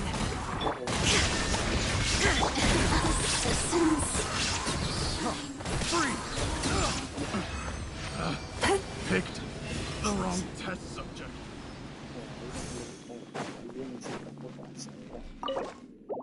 Paga, para que pueda una gente inteligente, porque van a dejar la mierda del tiempo.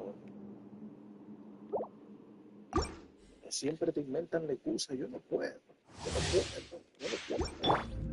Siempre me excusa, yo no puedo.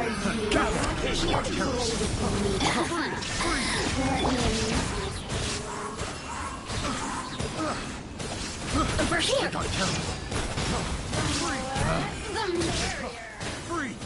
Gachan, Taechan, let's go! Stabilize! Burn it down! Turn that frown upside down!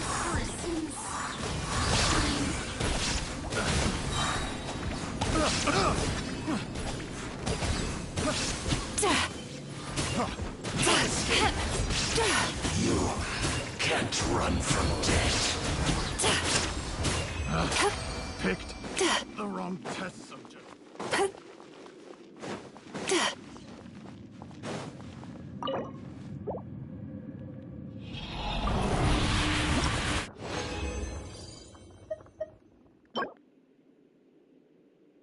Mira, esa pluma, yo la hallo buena.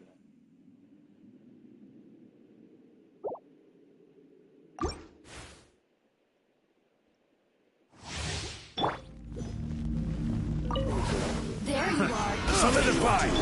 Light it up! Illusion shattered!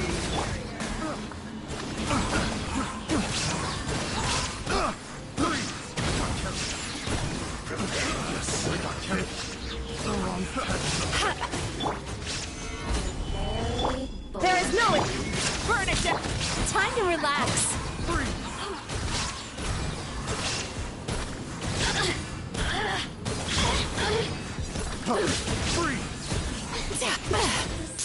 Bad dreams be gone. Rise with the sun. Turn that frown upside down.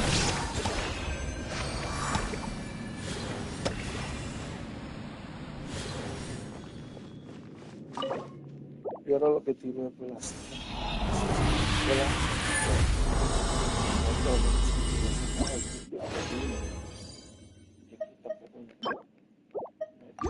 Tanta protogema, tampoco tanto cosplay. Stabilize. Light it up. Over here. Time to relax.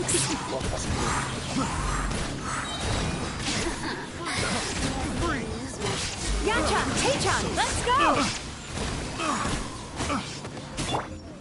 Gather. Rise with the Illusion shattered. Sweet dreams.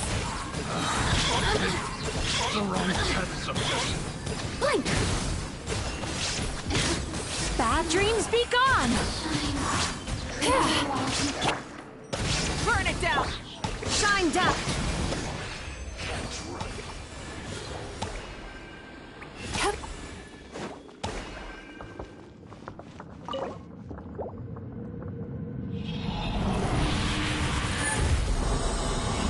Yo debo tener un sitio.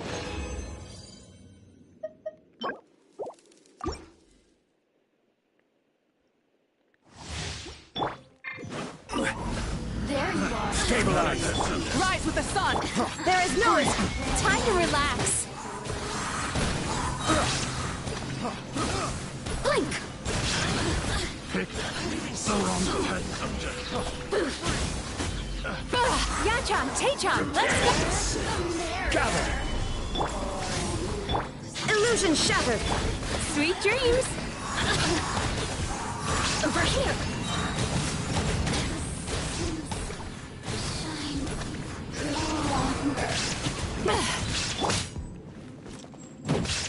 Light it up. Time to relax.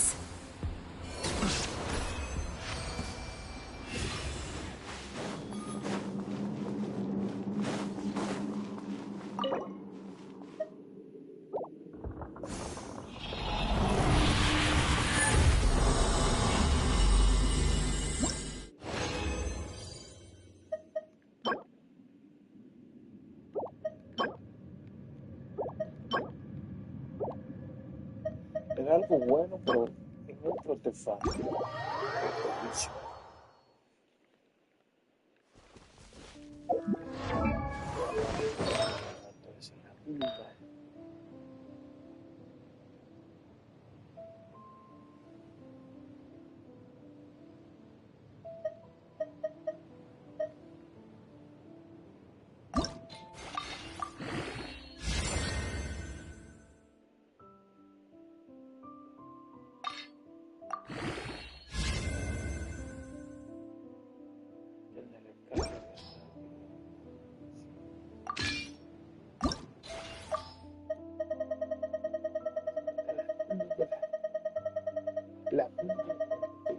La pluma.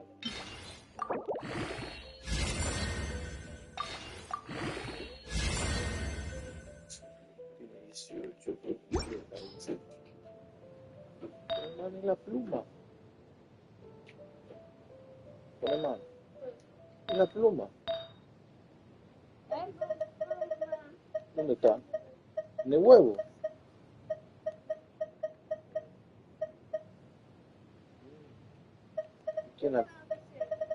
¿Quién la tiene? Oh, se la pusieron mío.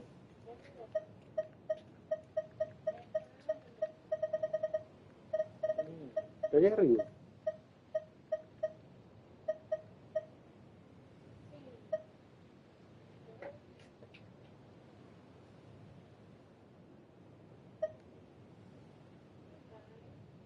¿Qué tú quieres?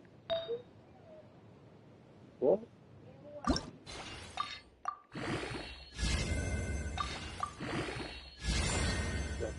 ¿Qué? Uruguay. ¿Dónde? En la tabla.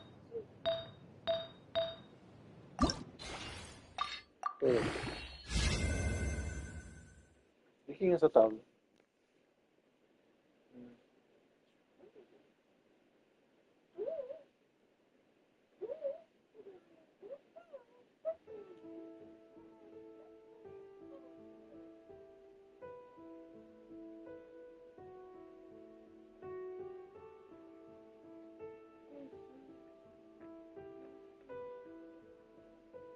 I'm thinking about you. Toma. Siéntate ahí, toma. No dejes caer.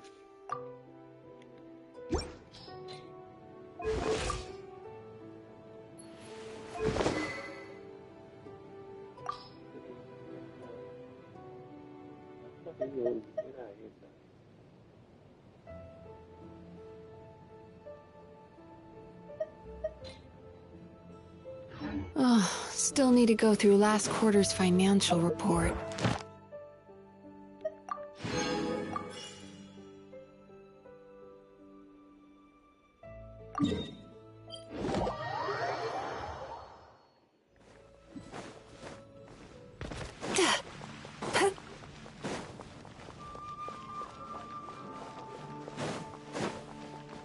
Add Astra.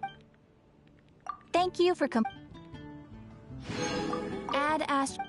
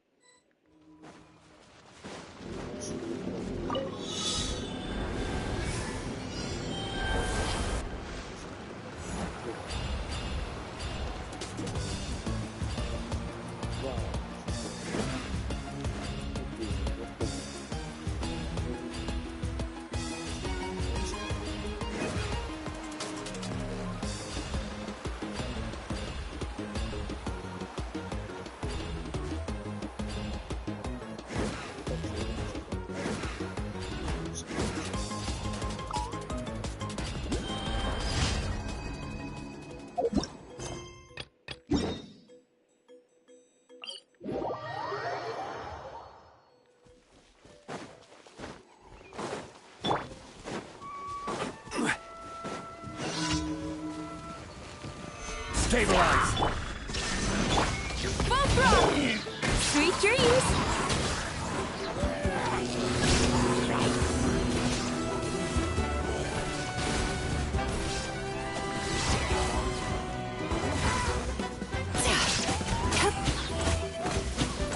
Burn it down!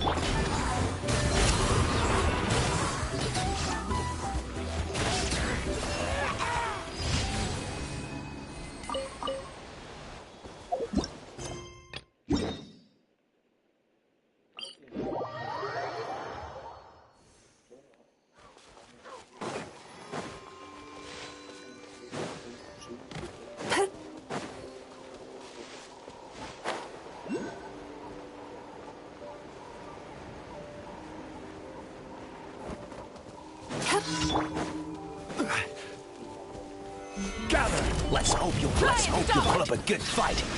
Turn that frown upside down.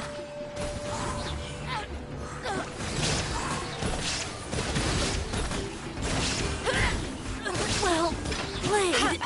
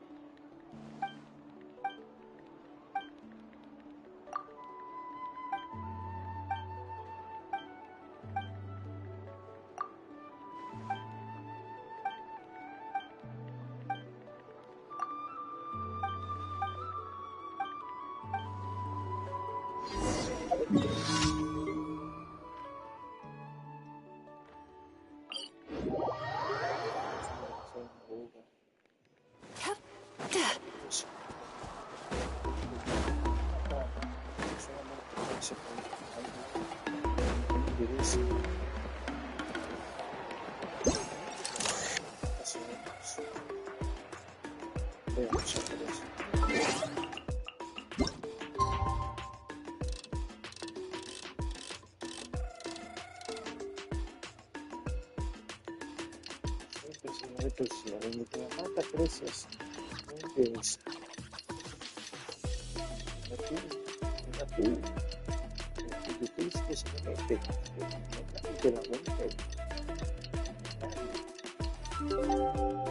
That dream last night tasted wonderful. Thank you for sharing it with me.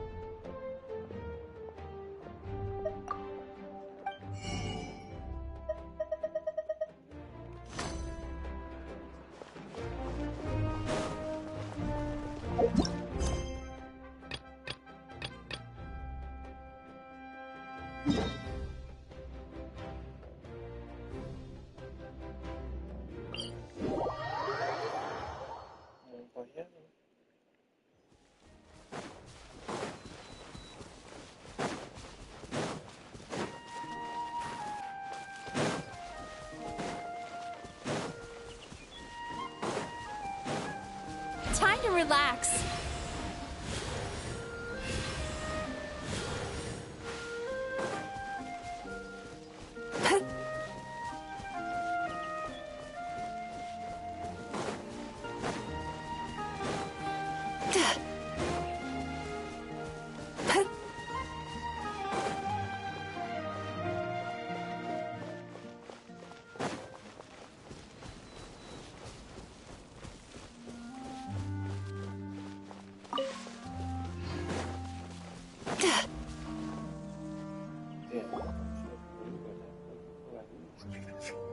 What is this place?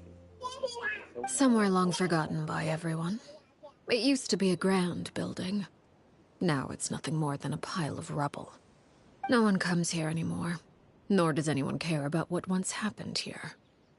Although, this place does have something to do with the story I'm about to tell you. It was before I became a Harbinger, and before Linny and the others joined the House of the Hearth. Due to certain events, I first killed Clairvy and then her mother. And this is where it all happened. You were the one that killed Clairvy? Patience now. Allow me to explain Clairvy's side of the story first. I'll start from the beginning. Clairvy was 6 years old when she was brought by her mother, Crucibina, to live in the House of the Hearth. From the outside, it seemed like a fairy tale. A thriving family made up of kind adults and friendly children. Crucibina was the knave at that time, and the House of the Hearth was under her control. She was Clairvy's mother by blood, but she was also the mother to all the children in the house. Clairvy was happy here, for a time. But she quickly realized that being part of this family wasn't a fairy tale at all. It was a kind of purgatory. Purgatory? Exactly. The House of the Hearth takes in war orphans from all over Tevat.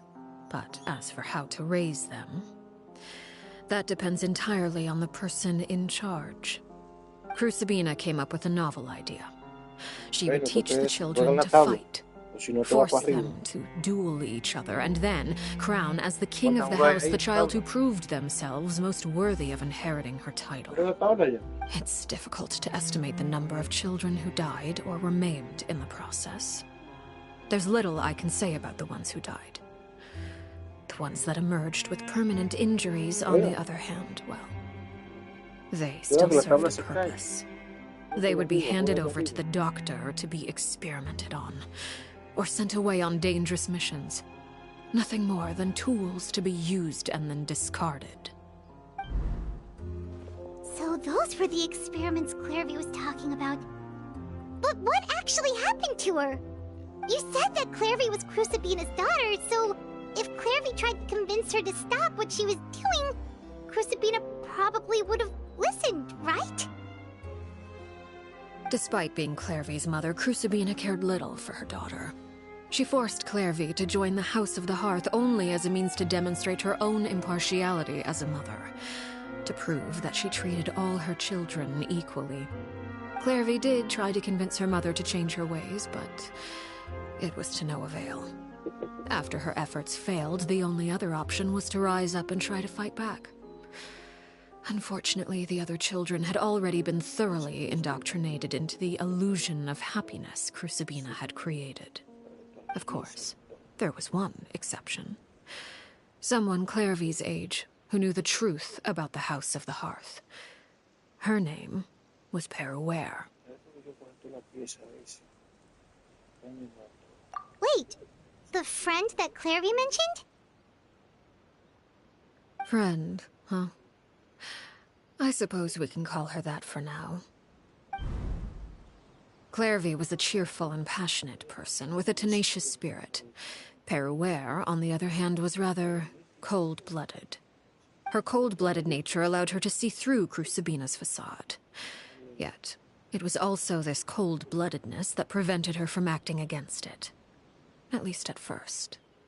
While Clairvy longed for freedom, Peruere was convinced that, amid all the fighting and violence, she would make it until the end.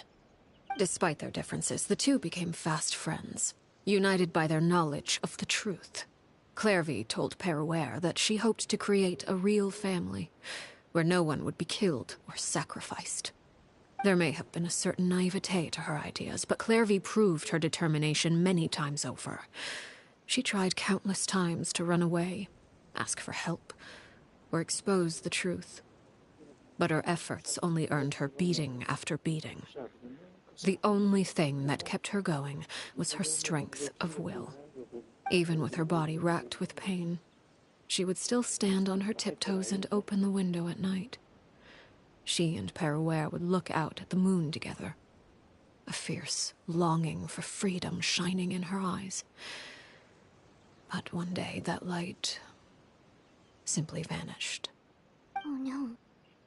What happened? Her hopelessness resulted from a culmination of things. 10 years had passed. 10 years worth of failure after failure. She and Peruere weren't children anymore, but finding any chance to escape still seemed as hopeless as ever. It was during this time that Peruere suggested a new plan. If escaping was out of the question, why not take down the very person sitting on top of this throne of lies? Mother herself. Clairvy rejected that proposal. She claimed that, as a famous harbinger, Crucibina possessed an unimaginable amount of power. Trying to kill her would have an incredibly low chance of success. Clairvy never gave another reason, but Peruere could see it written all over her face. Clairvy still thought of Crucibina as her mother. Killing her own flesh and blood was a line she couldn't bring herself to cross. If she couldn't escape and fight back, precisely, death was the only way that she felt she could be free. It happened during a duel. When she arrived at the dueling ring that day, her partner turned out to be none other than Peruer, the very person that had stood by her side all those years. It was a fierce battle, but ultimately, Clairvy decided to let Peruer end her life. From that moment on, Peruer's journey was one written in flames. When the rain finally came and washed it all away, there she stood, the sole victor in Mother's endless game of slaughter. A trail of corpses strewn across her path to success. It was the very result she had predicted 10 years prior. Even then, she believed she would make it until the end. She wasn't surprised by the fact that she emerged as Mother's undisputed heir. Rather, her success left her with an inexplicable sense of restlessness. She was unsettled, and there was only one thing that could quell that sensation. Perhaps... Crucibina, you mean? But... Correct. This is the place where Peruer killed her best friend. A mere year later, this is also the place where she fought tooth and nail to kill the mother they shared. The moment she acted, any conception of what was right or wrong ceased to matter. It's one of the principles of the house. Only those who survive get to write the rules. Peruer won the battle, and became a harbinger herself. After which Her Majesty, the Tsaritsa, bestowed upon her a new name. Arlecchino. So the Perry Clairvy was talking about... It was you all along. I left that name behind long ago. I must say, hearing it now does bring back memories. After I defeated Crucibina, the moniker of Mother died with her. I chose to forego the title she called herself, and even chose to give up my own name. I rebuilt the House of the Hearth under a new identity. Not only as Arlecchino, but as father. And that is where the story ends. Any more questions? Yeah. Based on what you just told us, Clairvy wasn't a little kid when she was killed. So the Clairvy we met... Was she really a spirit at all? I suppose you could call her an illusion born of flame. Her existence is like ashes to a fire. Something left over in the wake of blaze and ruin. You see, a certain power runs through my veins. It's not unlike a curse. My flames leave behind shadows of anything they consume. Of course, the chances of those shadows morphing into a sentient entity are exceedingly slim. Clairvy is a very special case. Clairvy died when she was 16 years old, but what emerged from the flames was her 6-year-old self. Her appearance wasn't the only thing affected. Most of her memories were lost to the blaze as well. Memory is a mysterious thing indeed. Losing a portion of your memories will alter your sense of self.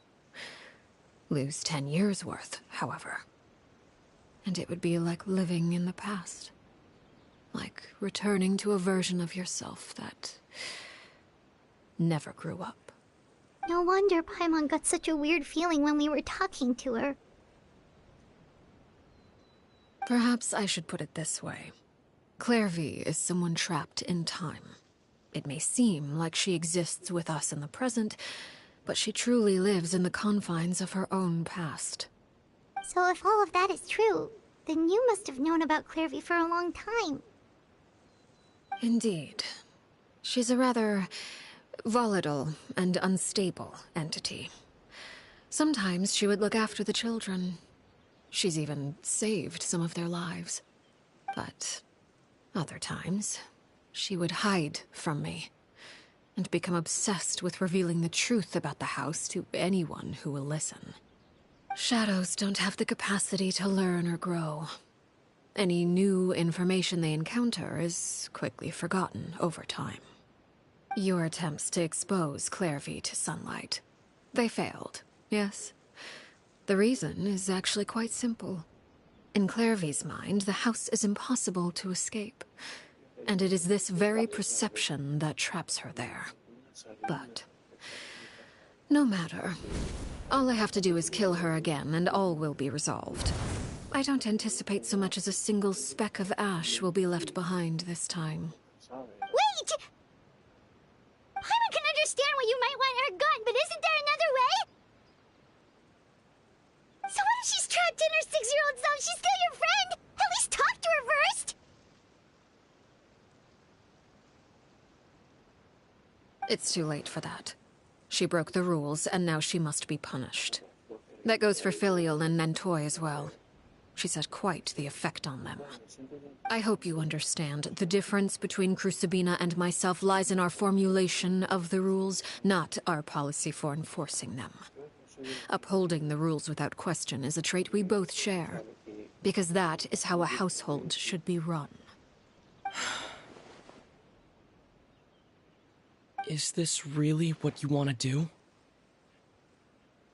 Whatever could you mean? Don't you want to say a proper goodbye at least?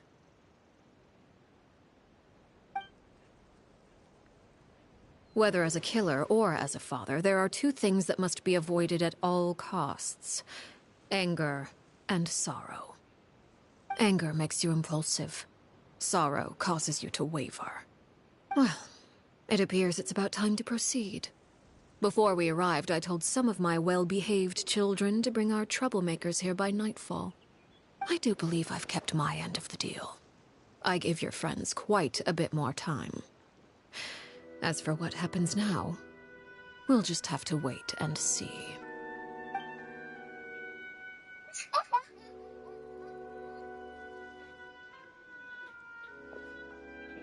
Here they are, Father. You gonna execute him? Seeing something like that would actually be a first for me. Lenny!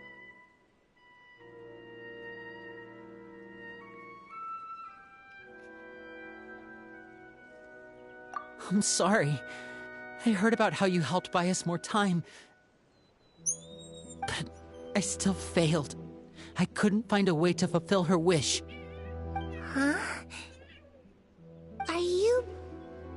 Perry? Indeed, it's been a while, Clairvy. Perry! Shh. Stay right there. I'm sorry to postpone our reunion, but first I believe certain scores need settling.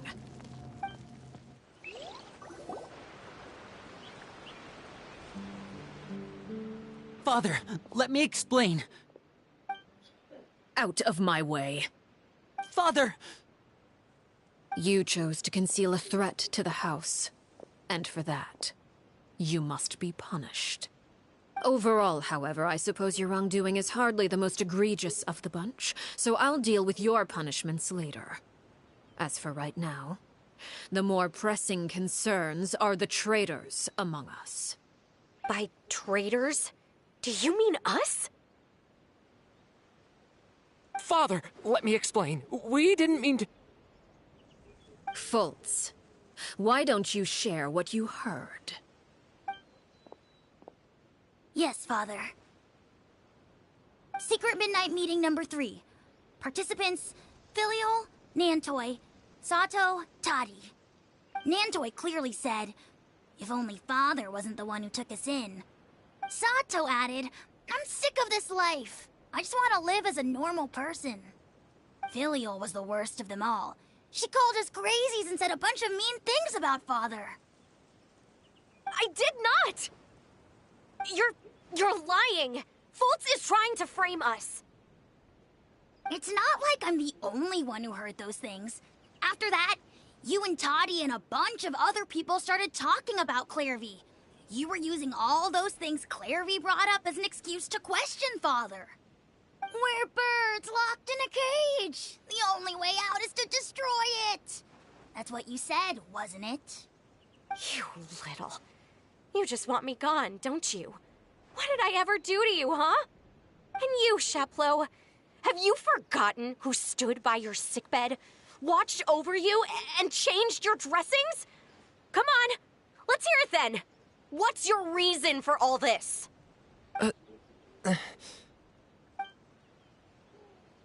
You're wrong, Filial. We don't want you to die. You're our family. Liar. You wouldn't be doing this if that were the case. So why? Why have you backed us into a corner? We all live in the House of the Hearth. You know the type of work we do, Filial. A single betrayal can cost dozens of us our lives. It's not like it's never happened before. That kind of thing is hard to forget. That's why the House of the Hearth cannot tolerate any form of betrayal. Ever since we came to Poisson, you've had 7 secret meetings. A lot of the things you talked about really crossed the line.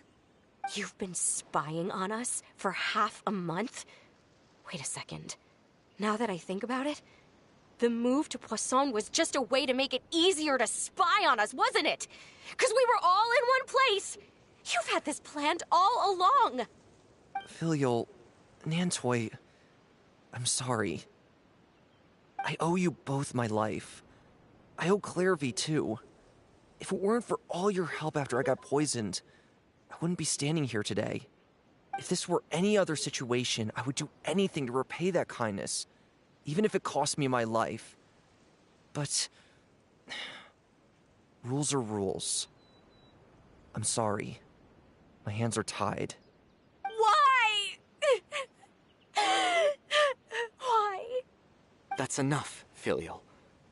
We made a mistake, and we should own up to it. We broke the rules, plain and simple. And now we have to face the consequences. I'm sorry, Chaplot. Fultz. I'm sorry, Father. We accept our punishment. Chaplot, according to the rules of the House of the Hearth, how should these traitors be punished? All those who betray the house pay with their lives. And so it shall be.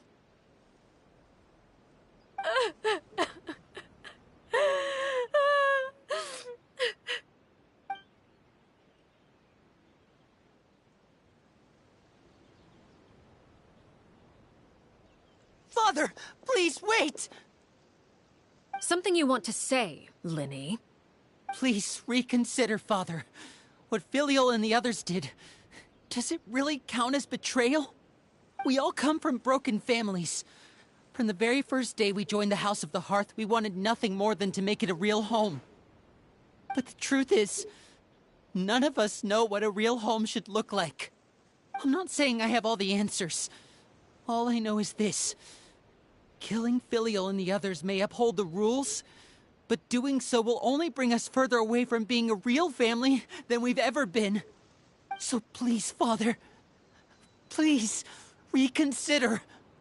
I agree with Linny. Father, please. Linny, you...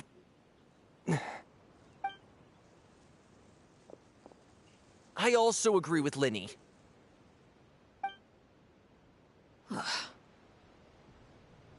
An order once given cannot be rescinded.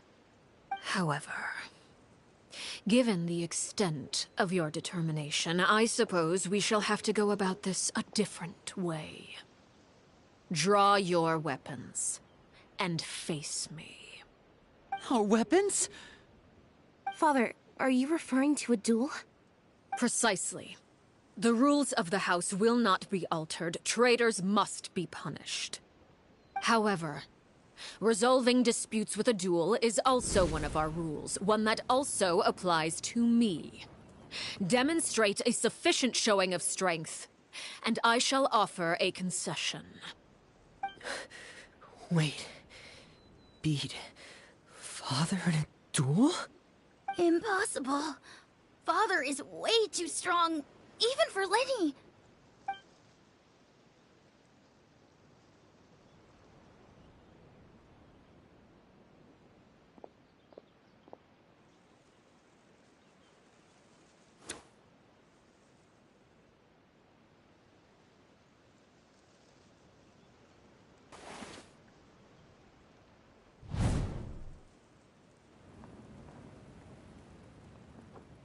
Did you hear that, Traveler? Letting the others have to duel the knave. What should we do? Can they really win something like that? If they lose, those people from the house are really gonna be executed. Hey, are you listening?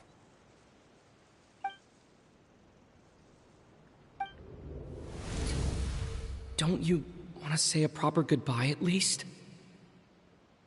Anger makes you impulsive. Sorrow causes you to waver.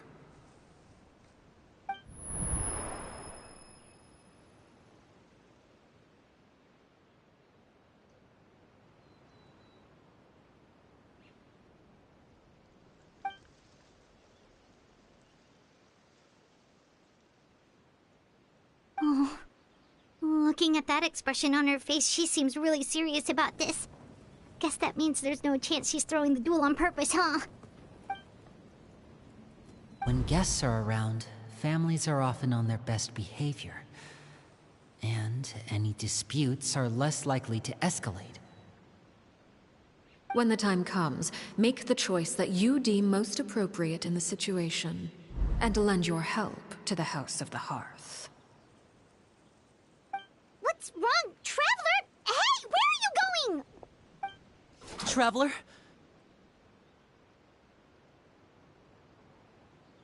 You're asking to join the duel against the knave? I'll allow it. We do have a ready-made dueling ring at our disposal, after all. All I would advise is this. Keep a firm grasp on your weapon, and give it your all. Any less, and you may just lose your life.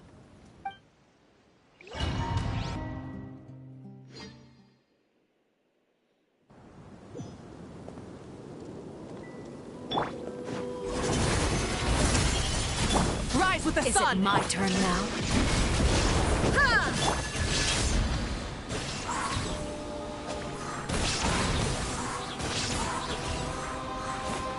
I will have order! Now's our chance!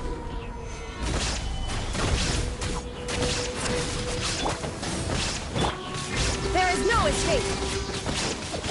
Inazuma shines eternal! Is it my turn now? With these rising flames! Gather! Over here!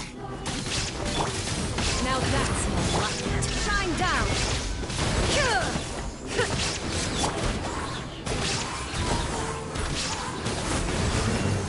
Cast your worries to the wind! Stabilize! Is it my turn now? Light it up!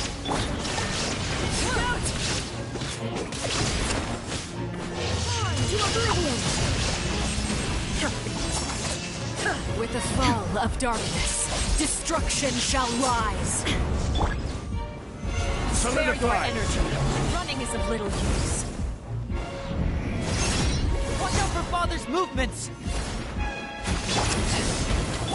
Illusion shattered!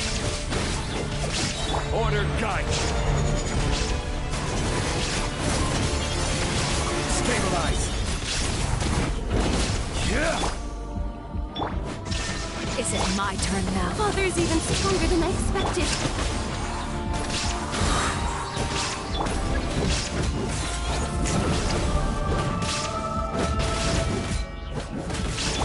Like a fly Solidify. tangled in a web. Full throttle! They're getting you! With these rising flames, remove all obstacles. Gather!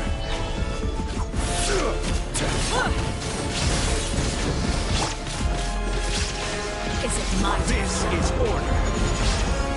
Now's our chance! Is this our who's next? Fate? Stabilize!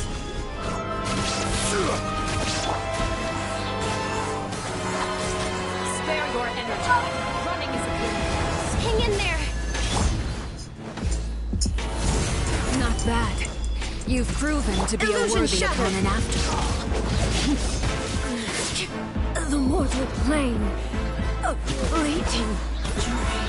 Have a taste of Bad dreams be- I have to draw my blade. Not bad. You've proven to be a worthy opponent after.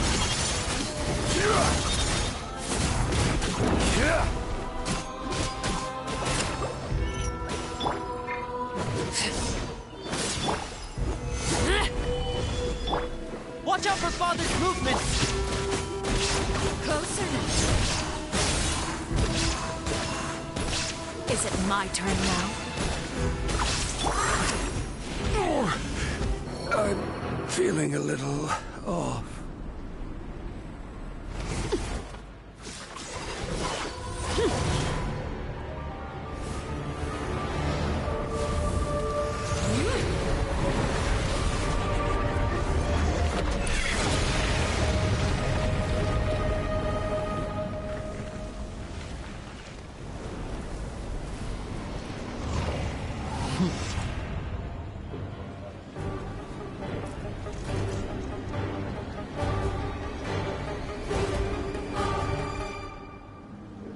Her kindness has been seared away.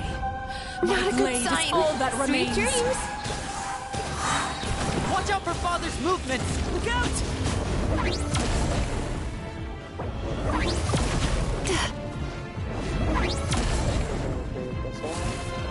Cast your worries to the wind.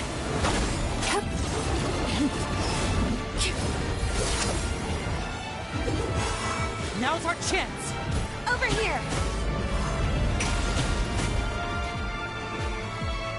Your punishment made manifest.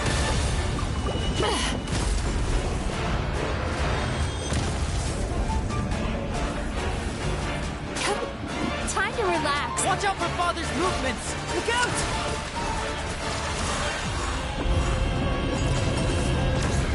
The sun moves. I can still feel.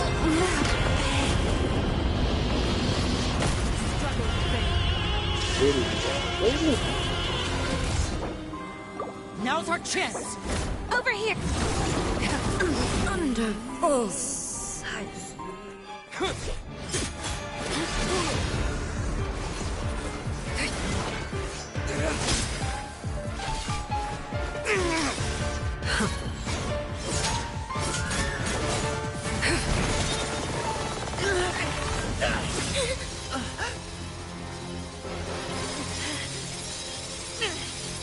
You should know better than to crowd in one place.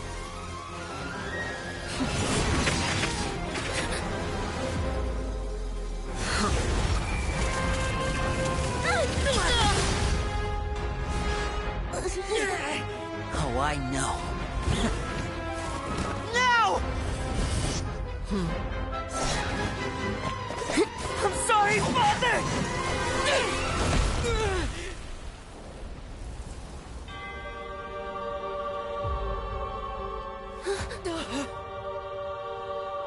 Sorry for what? This pitiful excuse for an attack.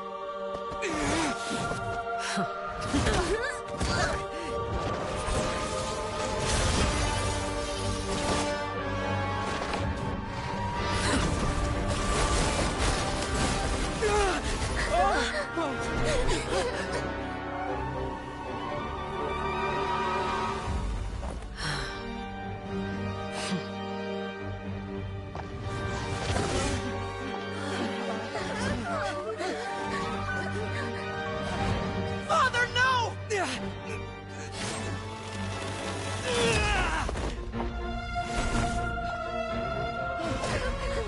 Made it out, did you? You're stronger than I expected.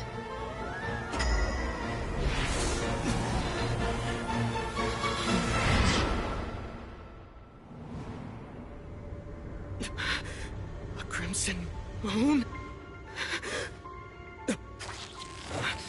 I can't move.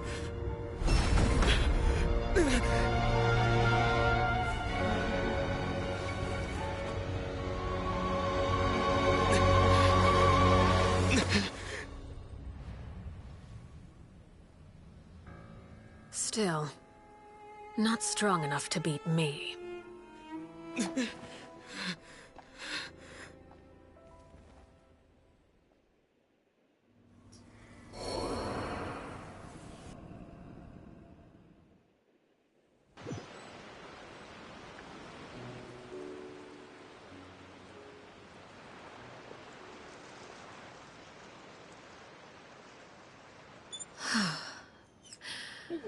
I believe we can end things here.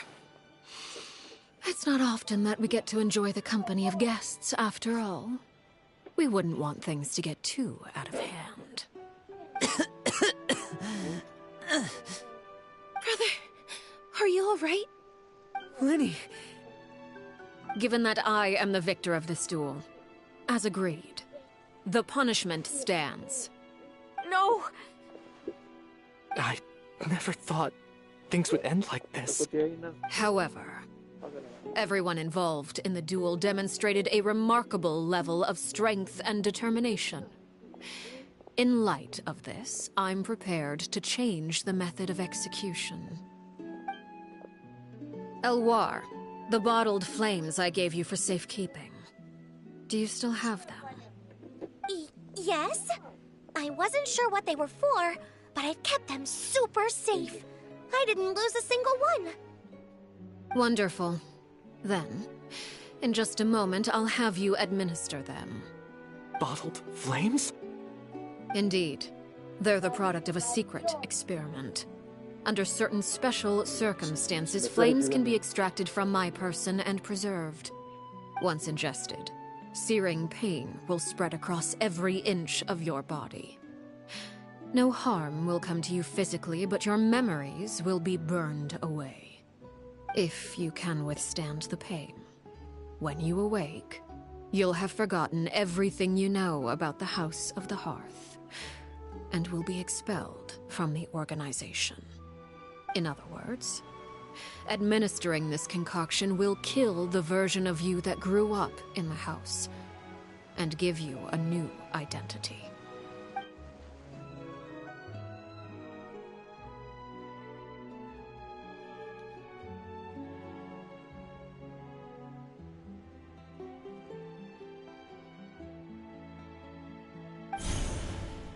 Memory is a mysterious thing indeed. Losing a portion of your memories will alter your sense of self.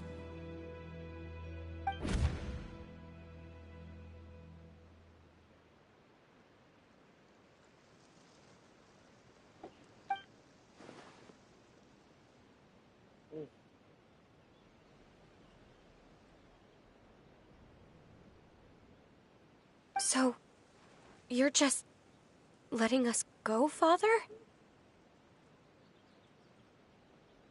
You misunderstand. Memories are extremely important. Once consumed by flame, the version of you standing before me will die, and our secrets will die with you. So no, I don't intend to just let you go, because the person who survives will be nothing but a stranger. Even so,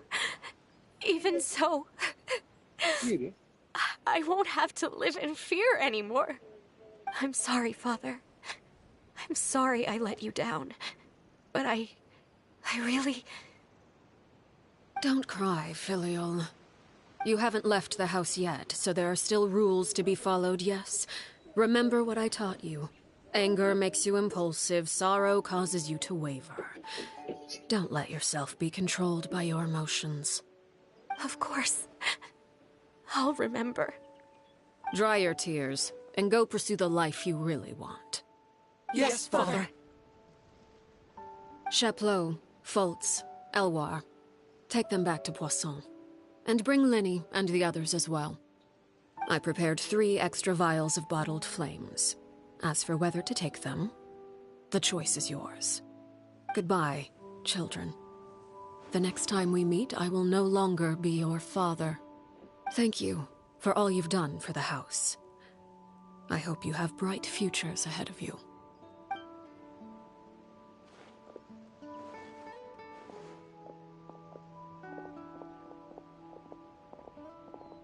Father.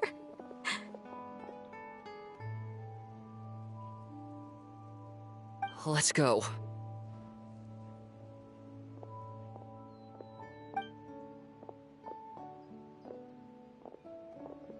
Here, grab my arm, Lenny. I'll help you walk back. Thank you.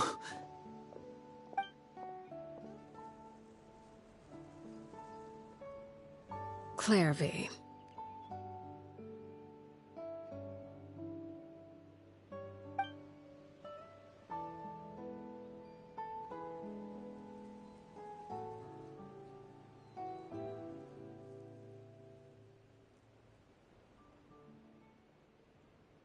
Can we talk now?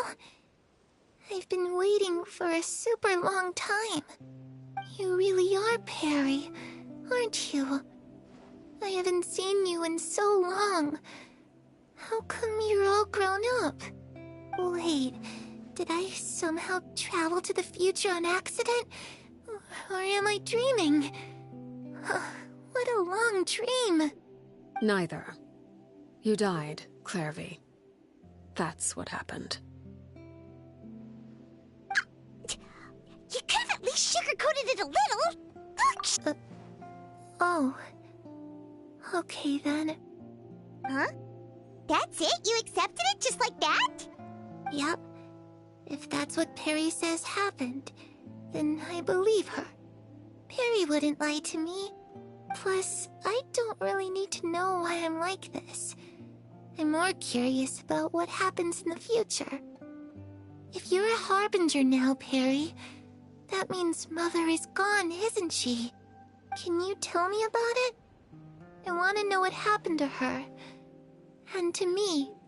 You never stopped trying to defy fate. At first, no one believed you. You could only vent your frustrations to the moon. In fact, later on, you tried to run away, but you were brought back each time. Mother spared your life, but it wasn't out of kindness. Instead, she decided to make an example of you by slowly torturing you over time. That way, the other children would know what happens to traitors.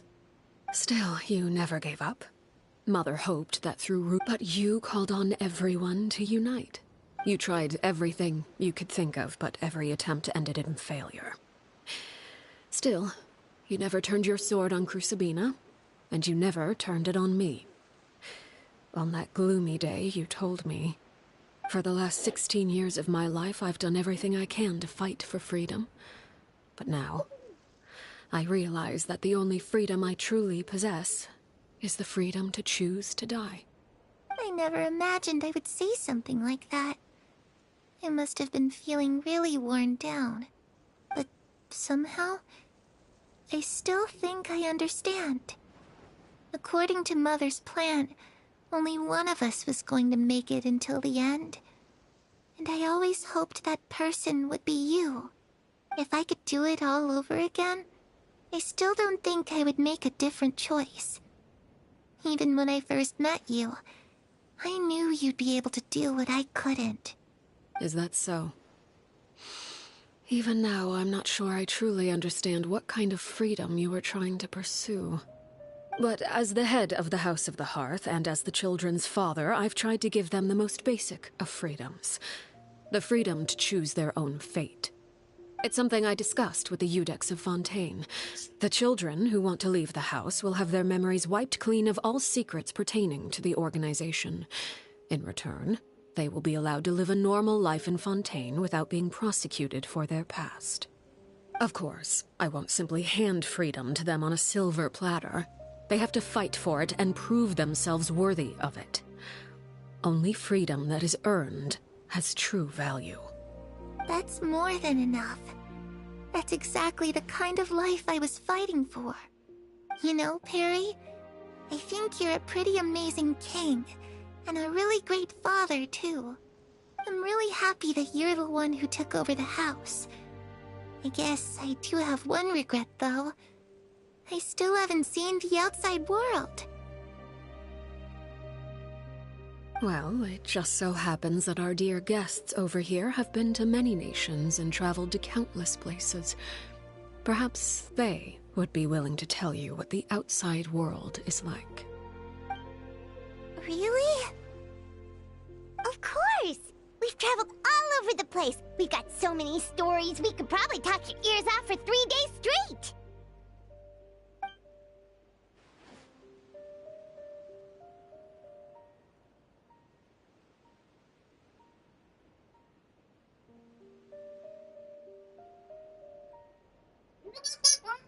You know, I used to dream of being a bard. Playing the lute while singing into the winds of freedom. Even if there was no one there to listen, I would have continued to sing no matter what.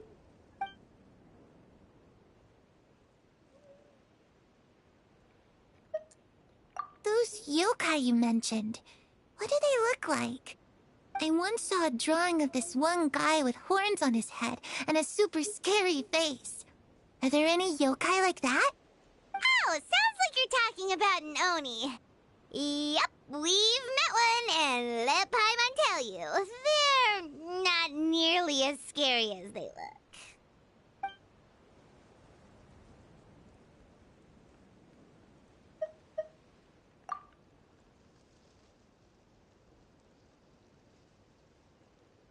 The situation was super dangerous. Lenny and Lynette were accused of committing a crime, and they were going to have to stand trial at the Opera Epicles.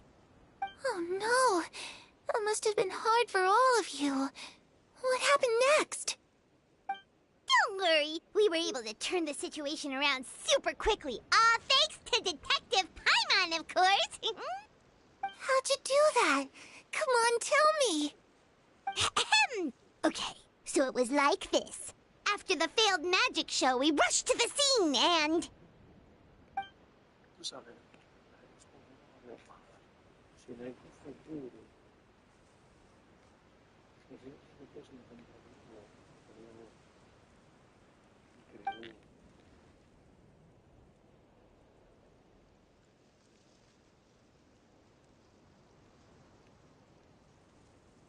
Shadows don't have the capacity to learn or grow. Any new information they encounter is quickly forgotten over time.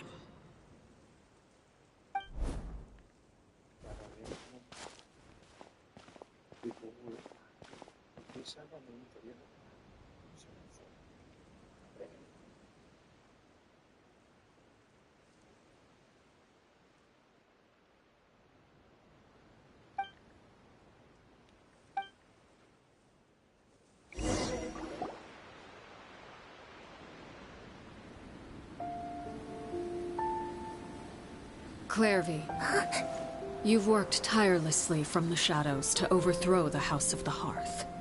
Now, by my authority as the Knave, I shall announce how this matter ends. You are hereby expelled from the House of the Hearth. You are no longer tied to this place, nor are you bound by its rules.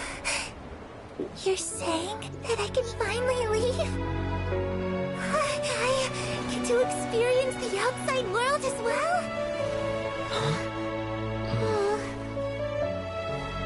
Oh, I almost forgot. There's no getting older for me. Still, seeing who you grew up to be makes me really happy, Parallel. Take care of yourself.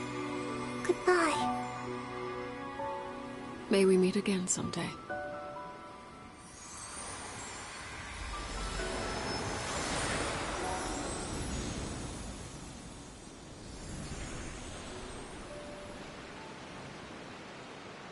Clairvy. She left so soon. Paimon didn't even get to finish her story. I also have certain sentiments left unsaid. I wanted to tell her that the aurora I saw in Snezhnaya was just as beautiful as the ones in the pictures. But a shadow's memories reset at dawn. Had we delayed any longer, we wouldn't have had the time to say goodbye. Whatever regrets may linger, let them be lost to the coming of a new day. Father? It's Linny! Hey, Linny!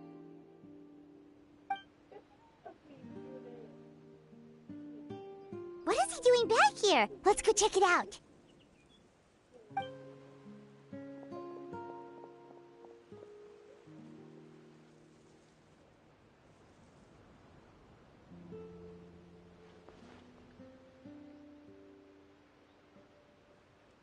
Father, the bottled flames have been administered.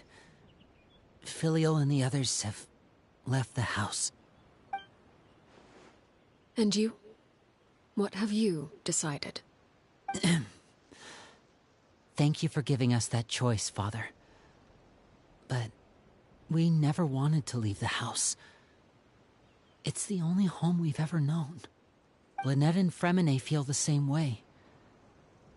They're recuperating back at the Hotel Bouffe d'été. But I decided to come back and tell you where we stood. I'm sure you're well aware of the expectations I have for you. I want you to follow in my footsteps and become the next king of the house. Yet you seem to have different ideas. I must admit, I'm rather surprised by your decision to stay. There's nothing wrong with choosing to live a quiet life. Leading this organization is a heavy responsibility, one not so easily carried by someone forced onto the throne. I just never understood what you saw in me. What made you believe I was deserving of that throne? You're brave, talented, and, most importantly, you cherish your family. You would do anything to protect them, even if it costs you your life.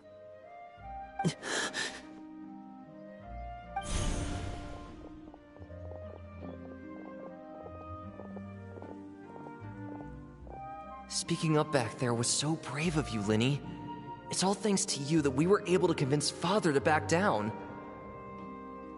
You're a hero, Linny. Hero? Father is the real hero. Had Father gone all out during the duel, there's no way I would have walked away with my life. She must have had it all planned from the beginning, from the very moment she suggested a duel. I'm not deserving of that title. I'm not strong enough or smart enough. You're wrong. In my opinion, all you need to be deserving of the throne is conviction and the necessary strength to act on it. We may have different ideas of what it means to be a family, but you can hardly be said to lack conviction. What you truly lack is strength. For someone of your talent, though, that's something that will come with time. Even without that strength, you still chose to face me in a duel, even though the odds were stacked against you. That capacity to honor your convictions is what I truly see in you. Father. No one knows what the future holds, what tragedy or triumph may be in store. Being at the head of this organization requires the strength of will to face whatever comes. Caution will only hold you back. If reaching a certain standard were required to go after what you want, I would never have succeeded in killing my predecessor. Back then, there was still a considerable gap between our abilities. Strength may decide the ultimate victor, but those who let a lack of strength dictate their decisions or undermine their convictions will never be worthy of the throne. I understand, Father. Thank you. Children must grow up to surpass their parents. Only then can a family continue to flourish. The road ahead is not an easy one, so I'll ask you one last time. Are you certain you want to stay? You've done so much for me, Father, and that kindness must be repaid.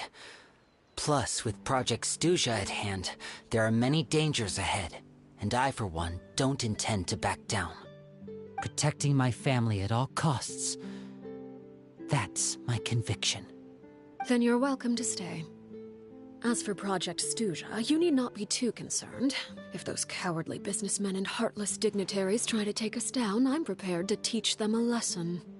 Having members who longed for the light was our organization's last weakness. With those members no longer among our ranks, the House of the Hearth is like a spider hiding in the shadows.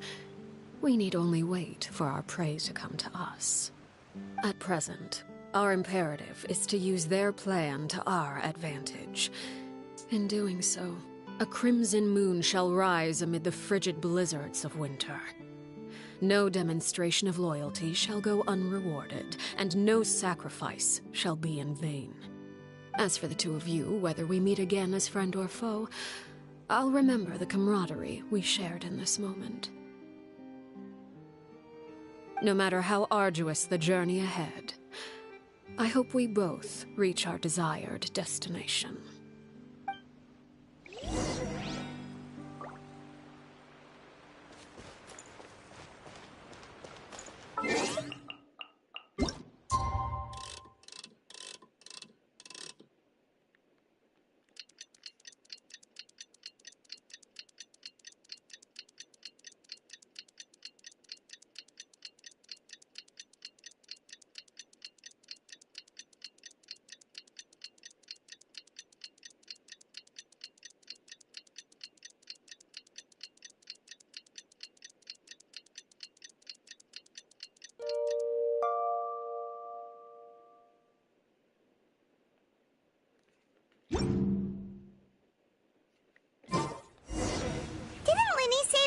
Annette and Fremine were recovering at the Hotel Booth d'été?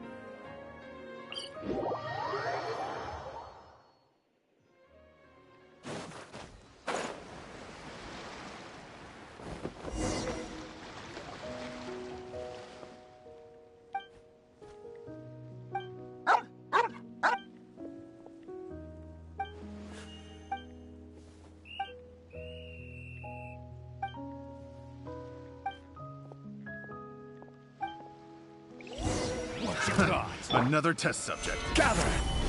There is no escape! Burn it down! I got careless. I got careless. Come again.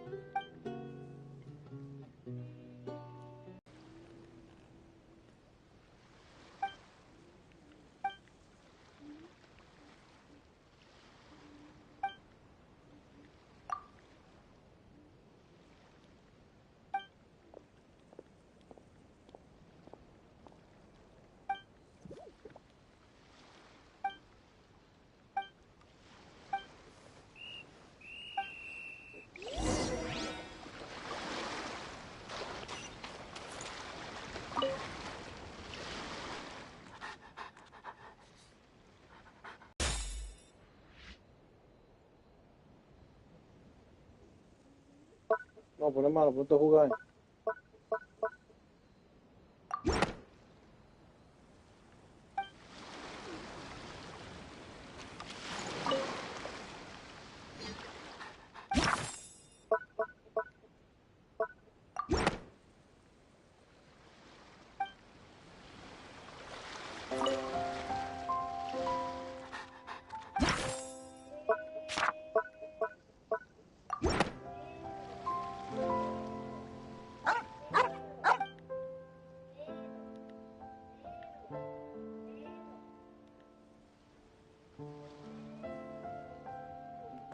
Peso.